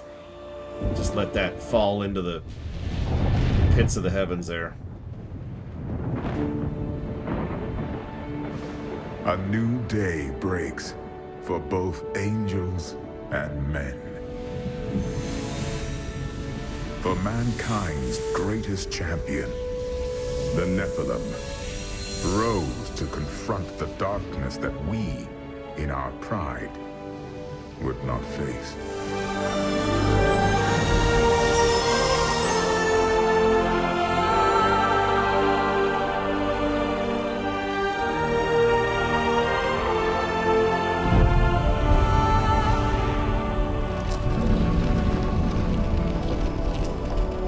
My brethren, I will take my place among you once again. But this time, as a mortal.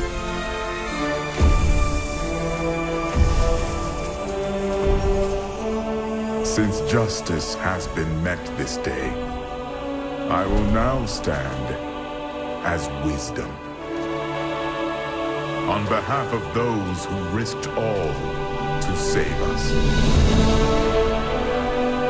Forevermore, we shall stand together. Angels and men, in the light of this glorious new dawn.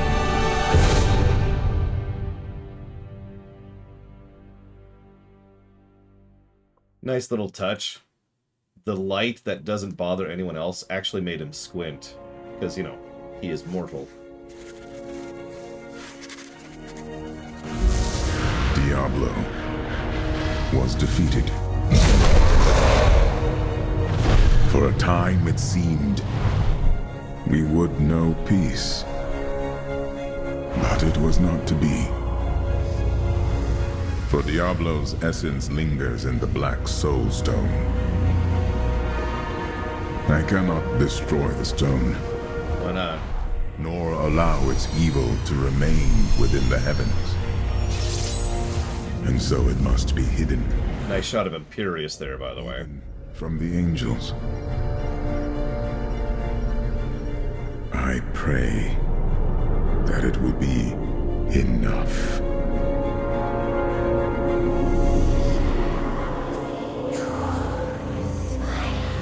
So, who's ready for unabashed positivity? As we hit an incredible expansion. I love how they're not even touching it. In fact, they're not even touching the thing that's carrying it.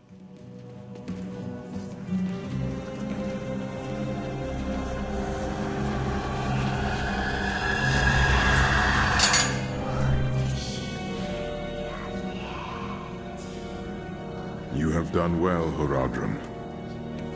Your service here is finished. And you should all...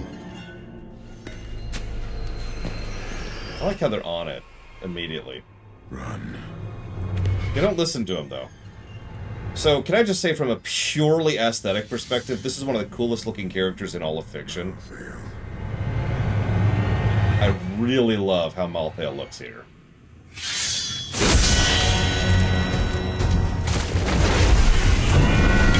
Dead wings included.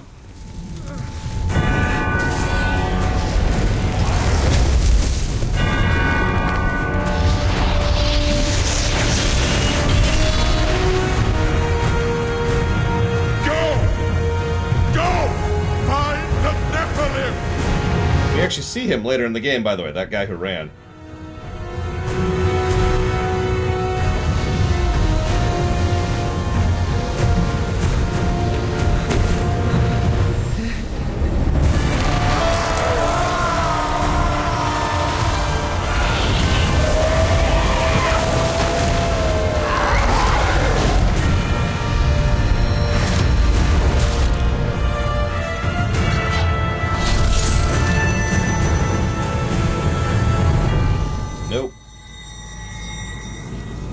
Of justice can do nothing against the just.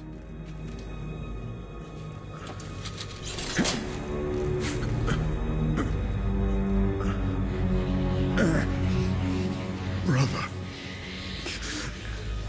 why?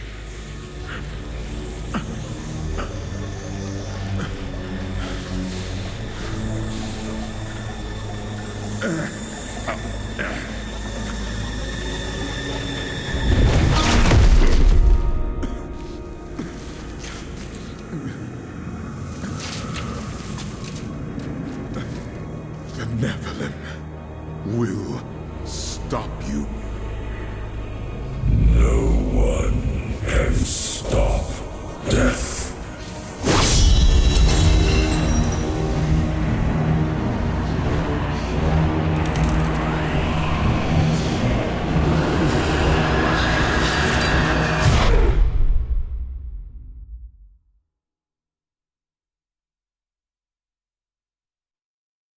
All the pluses. All the pluses. You'll notice that he's still the Angel of Wisdom. Did you catch that? It's my favorite part about Malthael's shtick. Screams draw me to the city of Westmarch, where angels slaughter helpless people in the streets. Who sent these reapers? And why? I will learn the answers. But first, I will end this massacre and teach them to fear the crusade. But yeah, Malthael is still acting within the bounds of his programming. In fact, he ran into the exact same problem that Tyrael did. His programming is X, and then he saw a situation, which is Y, and the two just kind of did this for a couple minutes, and he's like, okay. And he spent 20 years trying to figure out what the hell to do about that. Yeah, he 30 go to 10, 30 go to 10. And this is his solution. I need, and I'm just going to spoil this, his goal is to kill everything. Well, almost everything. That's the overall overarching method. And you're probably thinking, well, then why does he have all these death powers? Well, because he spent some of the last 20 years learning them. He can't just do that on his own. Malthael was never a fighter, so he needs power. He's been off doing his own thing, researching this for some time. And yeah, it's the weirdest, the most horrible, messed up part about this, and I already hinted at that in the middle of the cutscene, is that Malthael's goal isn't incorrect, is the way I would phrase that. It's morally wrong, but morals have nothing to do with wisdom, and morals have nothing to do with justice. So, Eldarine, excuse me. Sorry, they pronounce it differently. Eldarine can't do anything against it. That is still an angelic weapon, which is still tied into the harmonic frequency that's coming from the spine. So, and yeah, as Zendriarch puts out, Malthael's solution, if allowed to go to fruition, would work. It would actually succeed. So, not really incorrect. Just, you know, And unlike, well, I don't want to give too much away, but let's just say that this was a big inspiration for me when it came to the rewrite. And of course, you know me, the Lich King. Now, I'm gonna AFK very briefly. Please forgive me.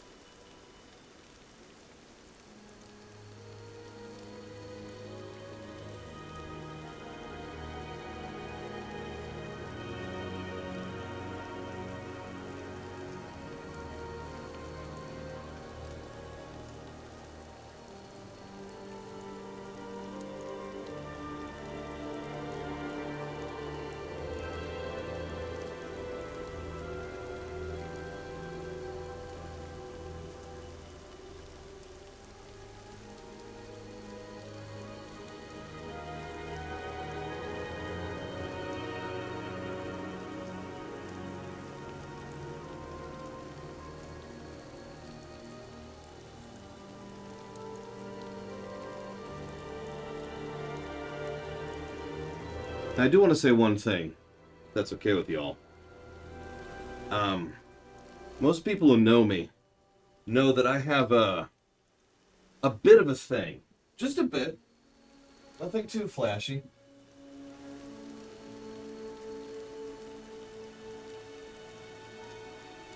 I just have a little bit of a thing with death. And I have for a very long time, a huge portion of my life. And I've never been quiet about that. There's a reason I, and not I alone, refer to myself as the Lich King. And I wanted to point that out, because I've actually heard the accusation before that the only reason I like Reaper of Souls so much is because it happens to include something that I thematically or personally enjoy a great deal. This is extremely untrue, obviously. Reaper of Souls is legit. It is a very well-made expansion, which does so many aspects of the game better. In fact, to be perfectly blunt, I would say that a huge amount of why I enjoy Reaper of Souls why I enjoy Diablo 3 so much is because of Reaper of Souls and what it brought to the game. You know, seasons, the Crusader class, the Necro class, which eventually came out, the bounty system, the adventure mode, and that's ignoring the campaign stuff in Act 5, which is just solid gold top to bottom.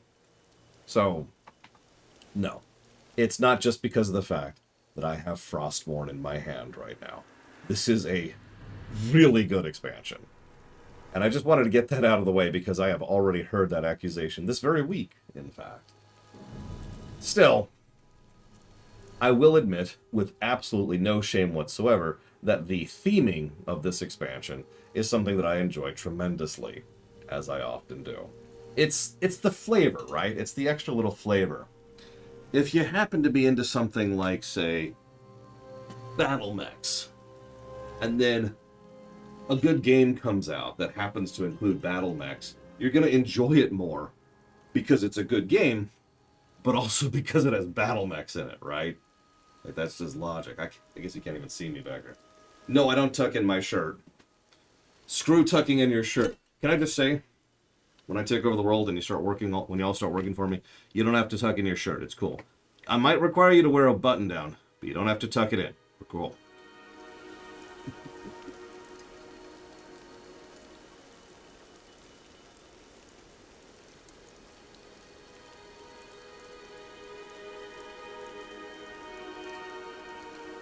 Yes, the very theme of the game is absolutely sushi. Doesn't have anything to do with the quality of the game. Just adds to my personal enjoyment. Yes, you have to wear a shirt. Unless you're Linearuth. Alright, so. I have several positives to get out. Give me one moment, please. Yeah, we've got several pluses to give out here. Alright.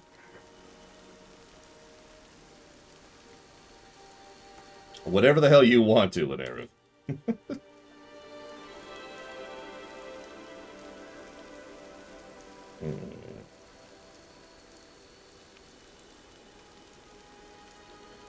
Why do you think that, Yura? If you don't mind sharing. Because I was absolutely going to give a gameplay plus to the Diablo fight. So, share. Explain it, Nate, please.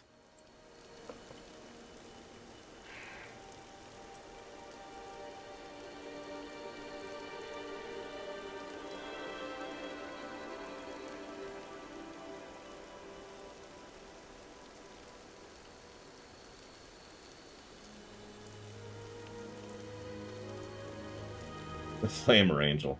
Everybody dislikes that fight. I'm probably the only person who didn't dislike that fight, but we'll get to it. It's like the first major boss.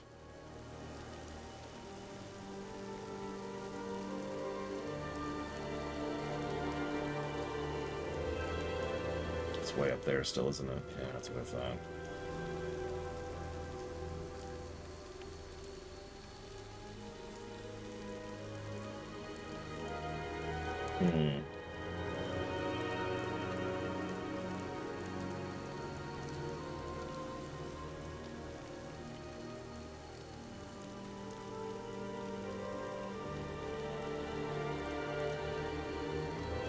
Put this here.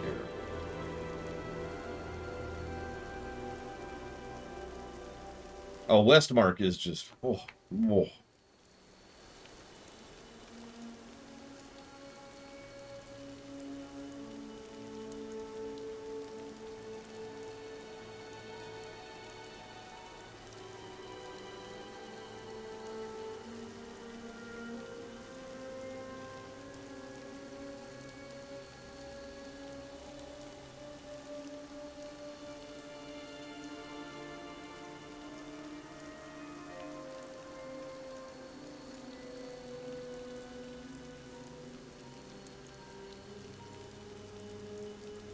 How did Tyrael become mortal? By ripping off his wings.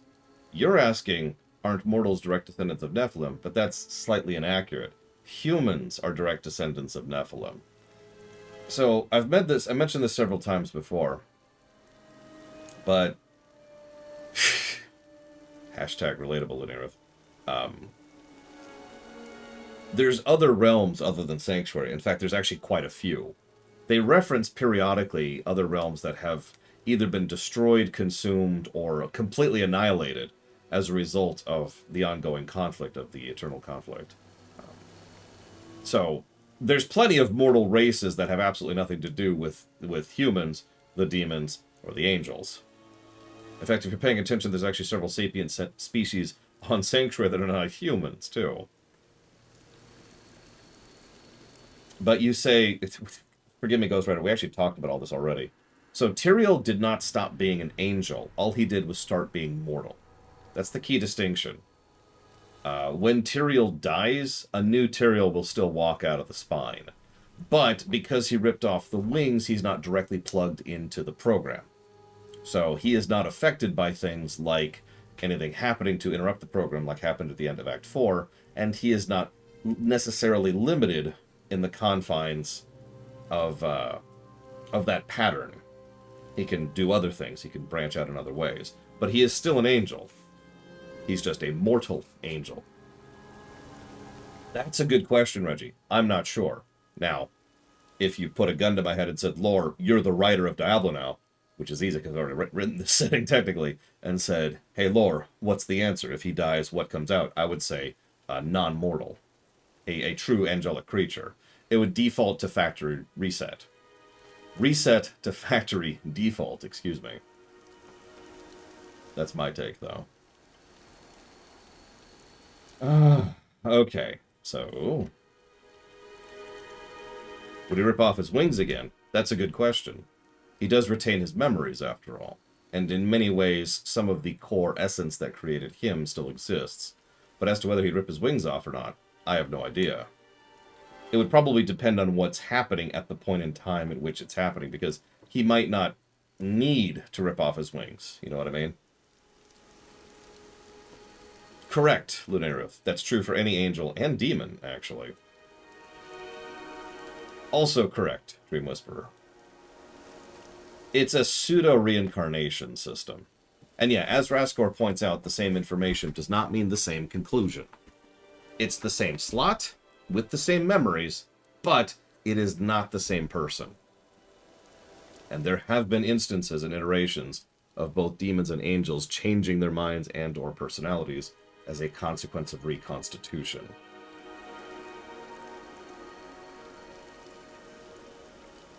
Well, to date, no angel or demon has permanently died. Kinda wish they would, but it hasn't happened yet. Like, D2 promised that destroying the Soulstone permanently killed them. It didn't. Then D4 was talking, or D3, excuse me, is talking about permanently killing him with the Soulstone. But that didn't happen either, and we'll see where that's going to go in this expansion. We'll see what they do in D4. They love retconning things, so who knows. But I bet you money right now, Diablo will make an appearance in D4, and it'll probably suck.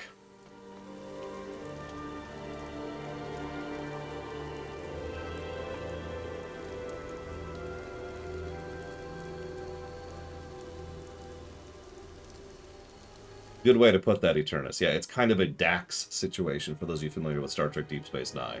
Is it the same person? No. Is there some aspects of the original person influencing the new person? Absolutely. Do they retain the memories of the old people? Yes. I could too, Colgrim. It's easy to do since, well, I don't want to spoil.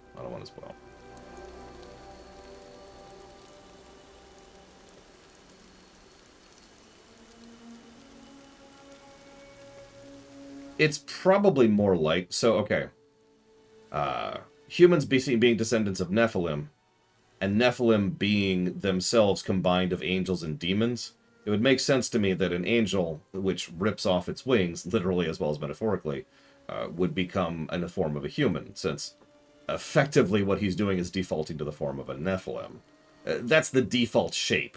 If you're paying attention, the humanoid shape is also the default shape for most of the beings in this setting. That's probably because Anu was humanoid, and, well, the dragon wasn't. But at the same time, kinda was, right? So, still kind of leaning in that direction.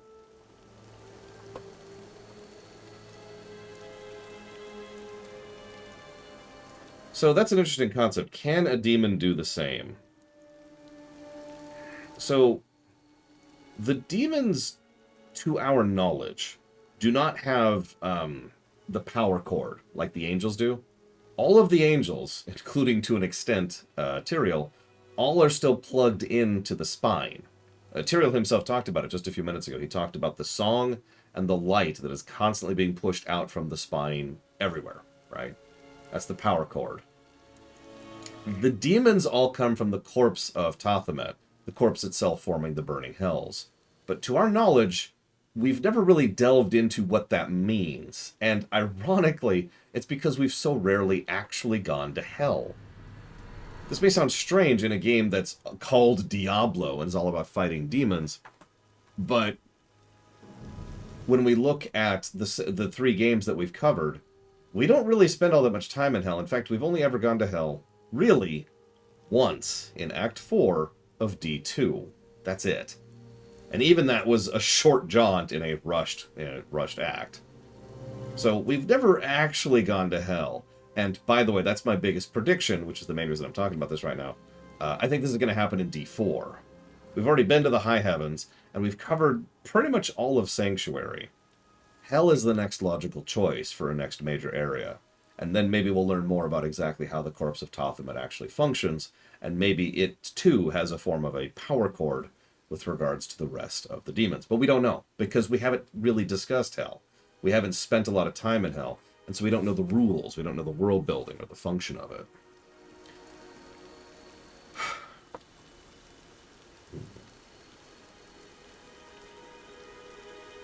Possibly, Raskor. We don't know. We have very little information on that.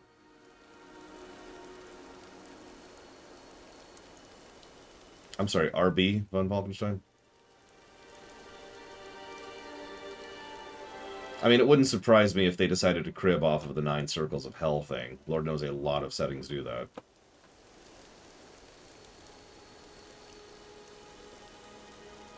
Oh, Red Bull. God, I hope not. I really hope not.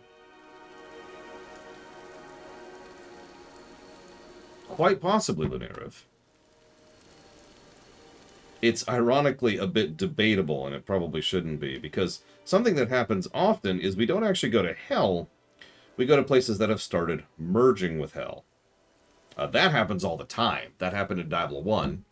You know, we weren't actually in hell. We were in part of the cathedral that had partially merged with hell. That happened in D2 in Act 1 and in Act 3.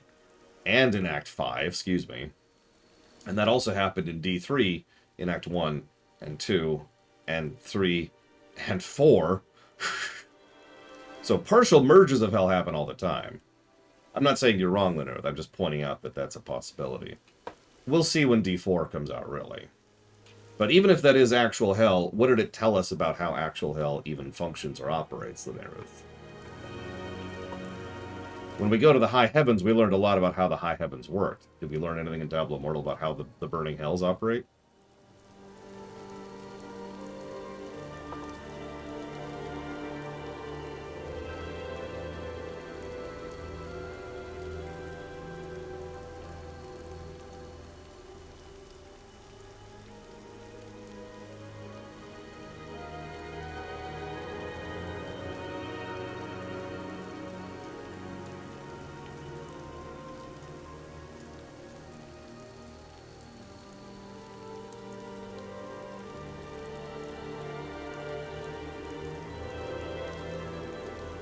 Lilith, last I checked, was put into the tender mercies of Mephisto, which is why she needed to be brought back from the Abyss at the beginning of D4. We'll see. Ugh, Skarn. Negative to story. Skarn. You know, the first time one of my friends picked up Diablo Immortal, they immediately came to me, knowing I know this setting very well off the top of my head, and said, "Who's Skarn?" And my reaction was, of course, "Who?" Spoilers, Skarn was invented for Diablo Immortal.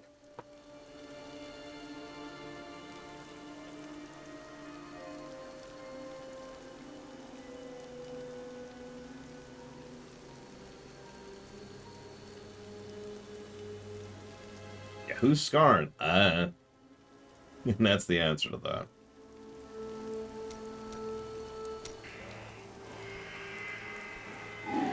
So we'll start Act 5. Just a little bit. Just to peek ourselves in here. Just a tidbit.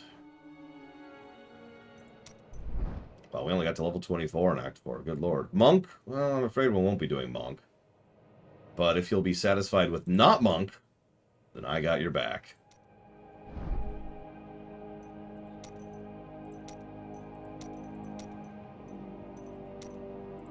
We're actually going to turn it down immediately for that.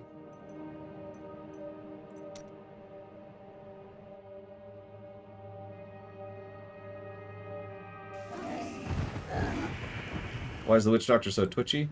It is a common affliction that affects real-life people when they have consumed the brain matter of their own species, aka a common consequence of cannibalism.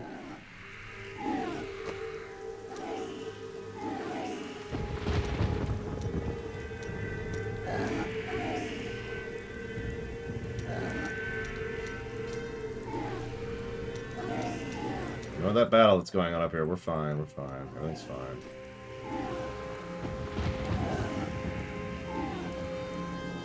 The Nephilim.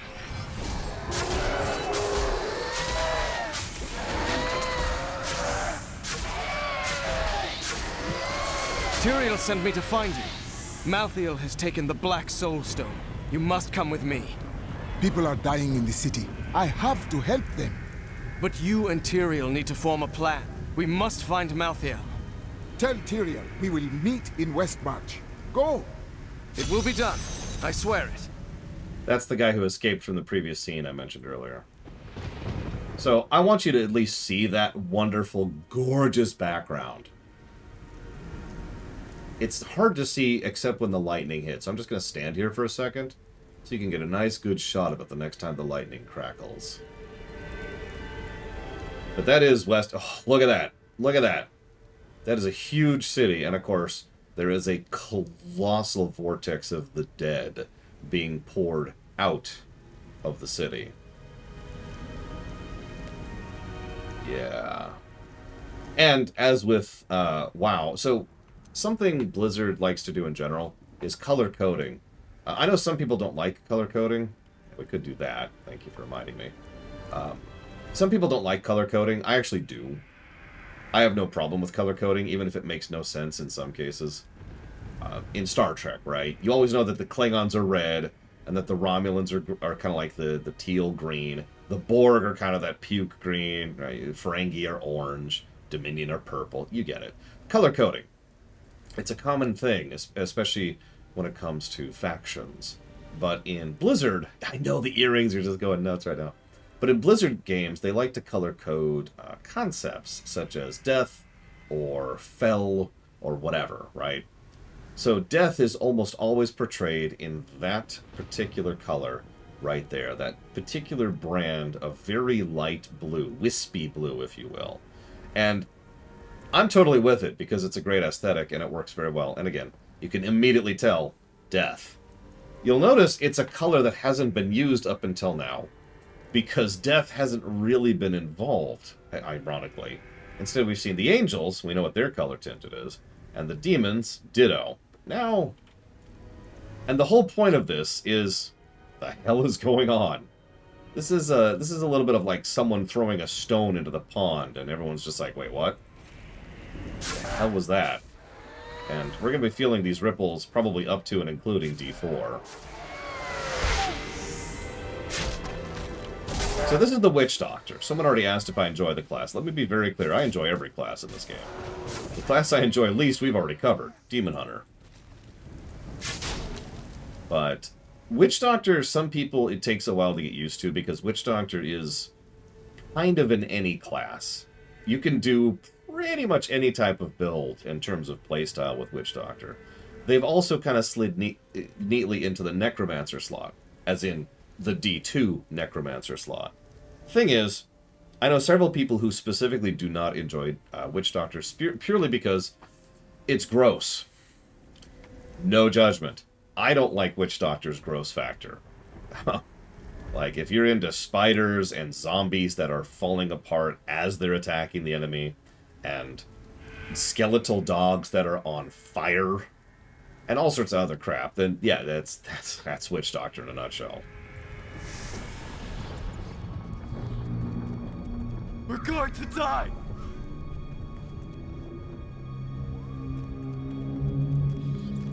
They do have the Piranha NATO. No! Spirits grant me blessings.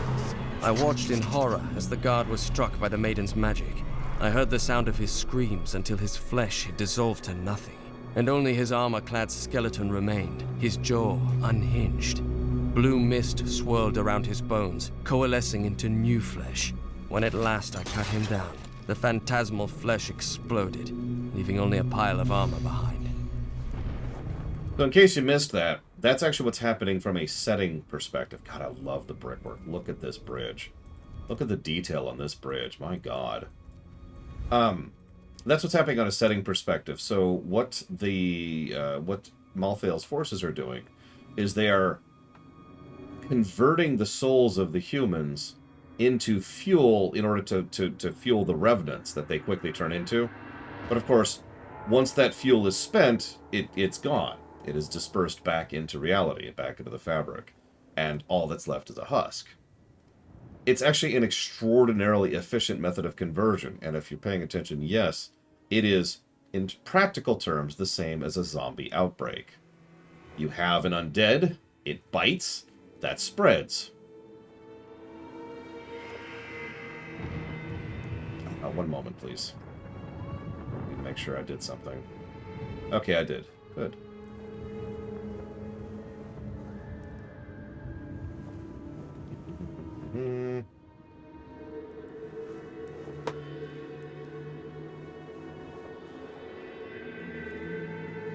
I actually agree with you, Ghost Rider.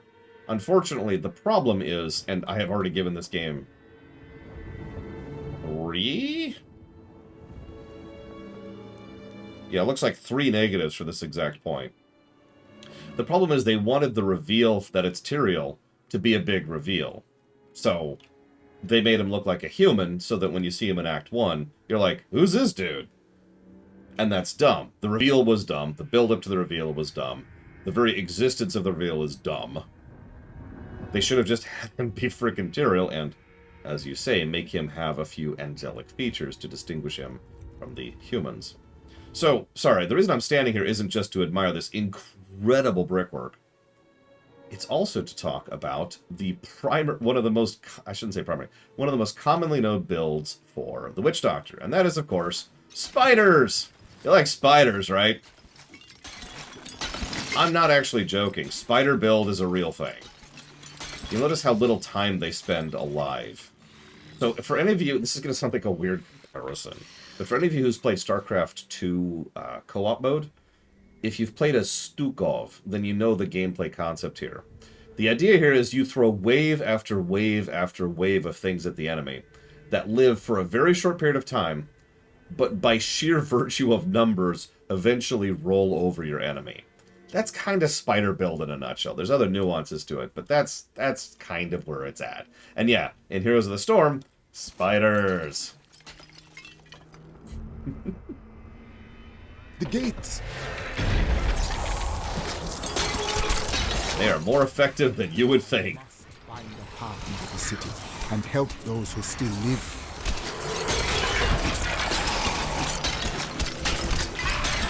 Though this Reaper wields a dangerous sword, its shield, with its rows of razor-sharp spikes, poses the greater. With a single thrust, it can open a man from waist to throat. That shield was not made for protection. It was made to cripple, maim, and kill. Oh yeah. By the way, this is a good time as I need to mention that that is literally his second ability that he ever gets. Which I point out because, as I've been pointing out, how we perceive some of these classes varies based on how they level. It's one of the reasons Demon Hunter is usually considered one of the worst classes, because it kind of sucks while leveling up. But one of the first things you get as Nazebo is spiders.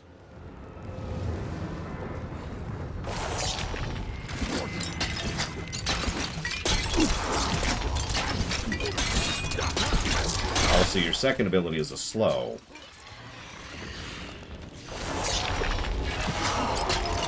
Yeah, Diablo, I am the prime evil. Who is my enemy? Oh god, spiders! Ah!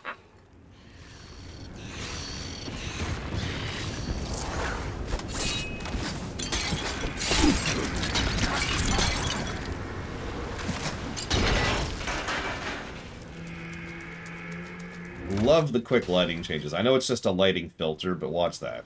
Just look at that. Whoosh. Whoosh. Look at that. I shouldn't even say just. That is a smart lighting filter. Yeah, no, you're not fighting spiders, my lord. You're fighting hundreds of spiders. And it just cuts to a shot of Diablo, who's just buried in spiders, screaming, ah!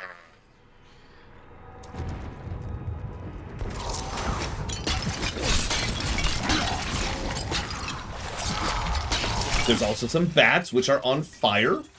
There might be some toads. Some zombie dogs. Gotta have zombie dogs. Don't go out into the streets. Okay, so, I'm sorry. I'm getting ahead of myself because I'm memeing on the Witch Doctor. Have you noticed how wonderful this visual storytelling is? Westmarch is not a militant city. It has... I haven't actually seen it. I'm aware of it, Linnerth. It's not a militant city. It's not a fortress like Bastion's Keep. It is primarily a trade hub. The primary entrance is a gigantic bridge, which is clearly designed in order to facilitate trade and movement of things like wagons and the like. So the side entrance being this relatively accessible actually makes perfect sense. We go in, what's the first thing we see? A bunch of people huddled in terror. I just want to get rid of this, to be honest. All right. Now, obviously we have an idea of how bad things are, but I don't mind when... I call it the brushstrokes thing, right?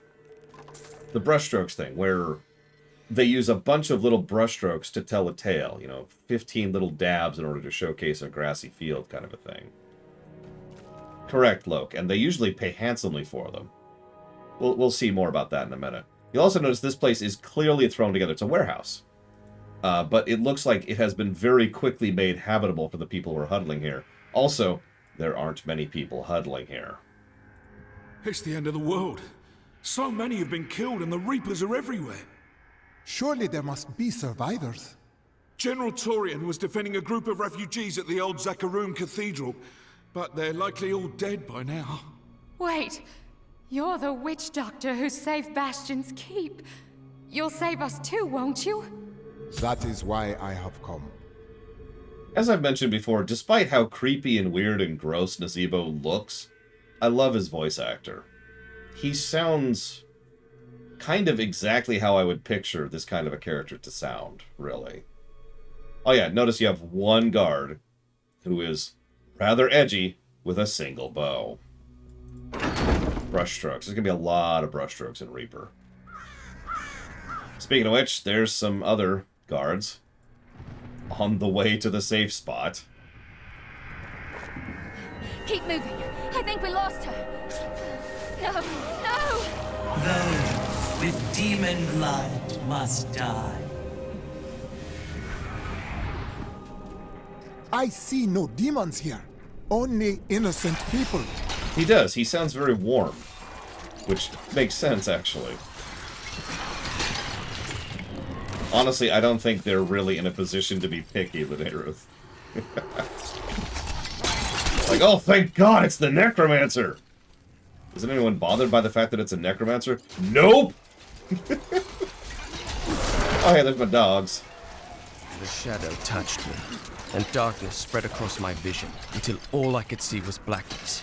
It gave way to a pale light that sapped my strength. It seemed so easy. But instead, I drew upon the last of my will and fought back. Color flooded back into my sight. The shadow was right before me, and I drove my spear through it. Oh my God, I'm gonna give a brickwork positive already. This is already amazing looking.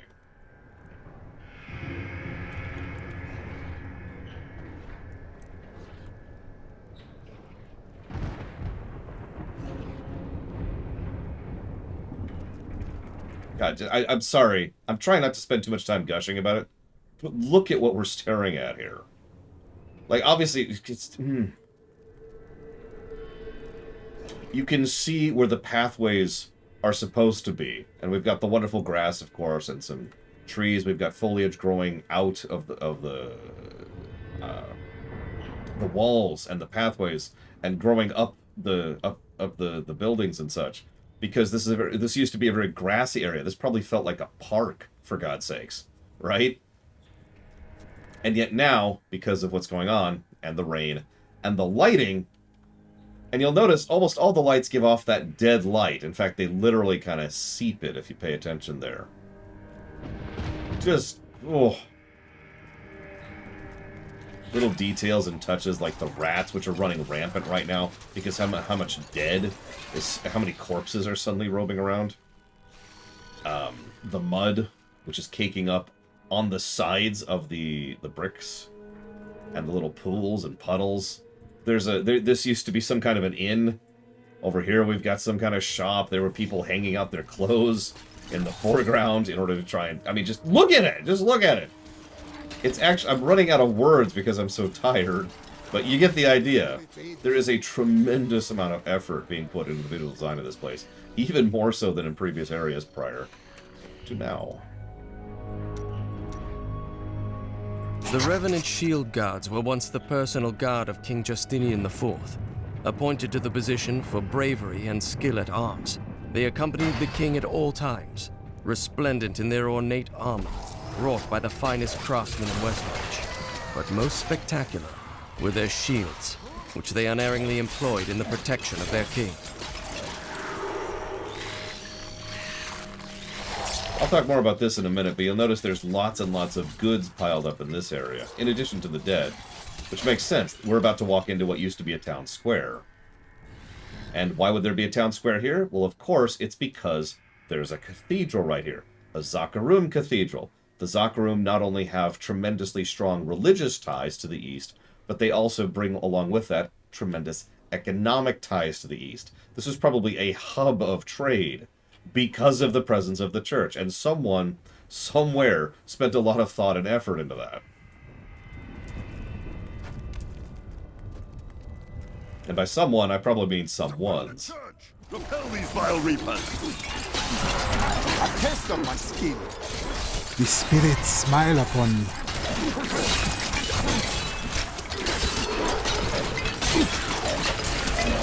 Oh, we got fire bats.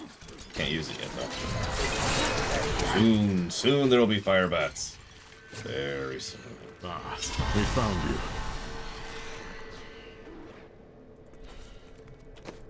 Fire bats. Fire bats. Yeah, let's go back to Poison Dart for a second, so we're not throwing spiders all over the place, shall we? You're probably wondering, what's fire bats? It is exactly what it sounds like. Tyrion, why does Malthael wish to destroy the city? Because he feeds on death. Every time his reapers kill, he grows stronger. And with the prime evil gone, Malthael believes this is the perfect time to end the eternal conflict. Humanity has nothing to do with that war. We are the offspring of angels and demons. But when Malthael looks upon us, he sees demons. The church! All the refugees are inside! Follow me! Oh, wow. So this is Carl Lumbly, which I recall as the voice actor of the Martian Manhunter in several recent works. I was actually wondering. So anywho, as you can see, there's some fun stuff going on. But you notice how even in that relatively brief little bit of exposition, Malthael's plan is actually surprisingly blunt in its simplicity. We already talked about this. He is still acting as the Archangel of Wisdom. Alright. We need to wipe out all the humans, because that way we'll get rid of all the demons, because they are part demon. Hang on. I can't do that because I'm the Archangel of Wisdom, so I need a power source. What if I figure out a way to empower myself via the souls of the humans, the angelic part of their souls? Okay, this might work out. And so, again, it becomes the pseudo-typical zombie apocalypse thing. It's the necromancer. Every enemy you kill becomes another minion in your army. Except in this case, it's specifically empowering him rather than building a gigantic army thing. Actually, it's both, but you get the point.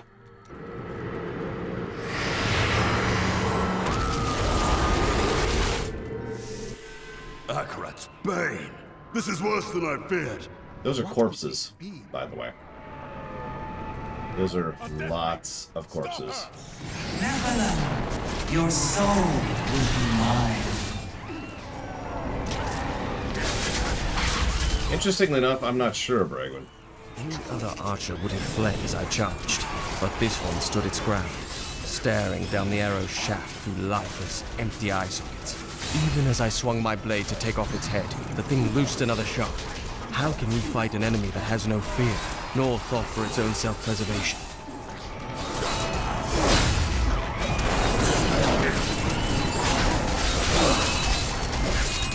I don't understand the question, though. Why didn't they learn what?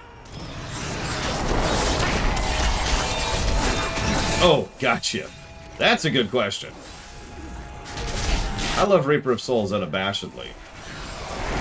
But a lot of them underestimate us because they're stereotypical Blizzard villains. Notice the immediate change in color and tone.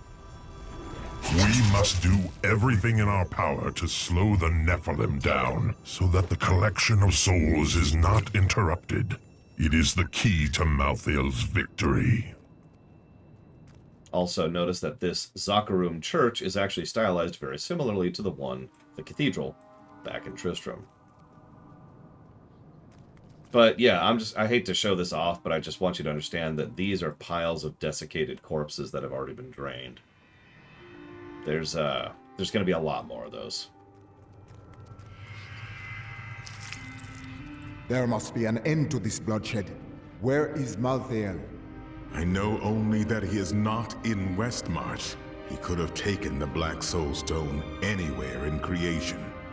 Is there a way we can determine the purpose for which he took it? There may be. A sliver broke off when Malthael took the Soul Stone. Perhaps by studying that sliver, I can learn his plans. You must discover its secrets. Until then, I will go bring peace to the city. The way opens before me. And yes, as Loke points out in chat, there was a lot of people hiding in here, huddling. They all ran for the corners, that's why they're positioned the way they are. And then they were all mass harvested. You'll notice some of them are literally crawling at the wall or at the statue. They're trying to get away from the thing that's killing them. These all died very quickly, which is the only nice thing. You'll also notice there's more corpses at the door. Yeah. So here's the Act 5 town. We're actually not gonna... We got so much to talk to. And we're gonna save most of it. I just wanted to show it off visually for a little bit because... God dang is it detailed. We've got the recovering. You ask, who's to blame? We've got the preaching jackass. We've got lots of people to talk to. We've got grass and leaves and cobblestone. Again, this used to be a square, a trading square, as I mentioned earlier. So naturally, it kind of becomes our pseudo HQ. There's all our people, which we can interact with. And there's a lot more to it that I'm going to try not to go into. But this is probably the most familiar town to me because this is where I tend to hang out in Endgame. It's also very well laid out gameplay-wise. You warp in right here. Vendor. Enchanter. Stash and identifier. Jewelsmith. And right here is where you do the rifts. And it's all within like 10 feet. Just boom, super centralized. So it works visually, of course, but it's also very well designed, gameplay-wise.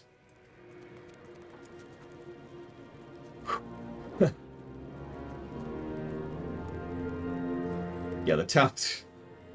They were still figuring out hub design gameplay-wise in D2. They've gotten a little bit better about it here. But for now, we're going to go ahead and chop off. As a reminder, tomorrow, at 10 a.m., we are going to go ahead and have a stream. It's going to be the pre-Diablo rewrite stream.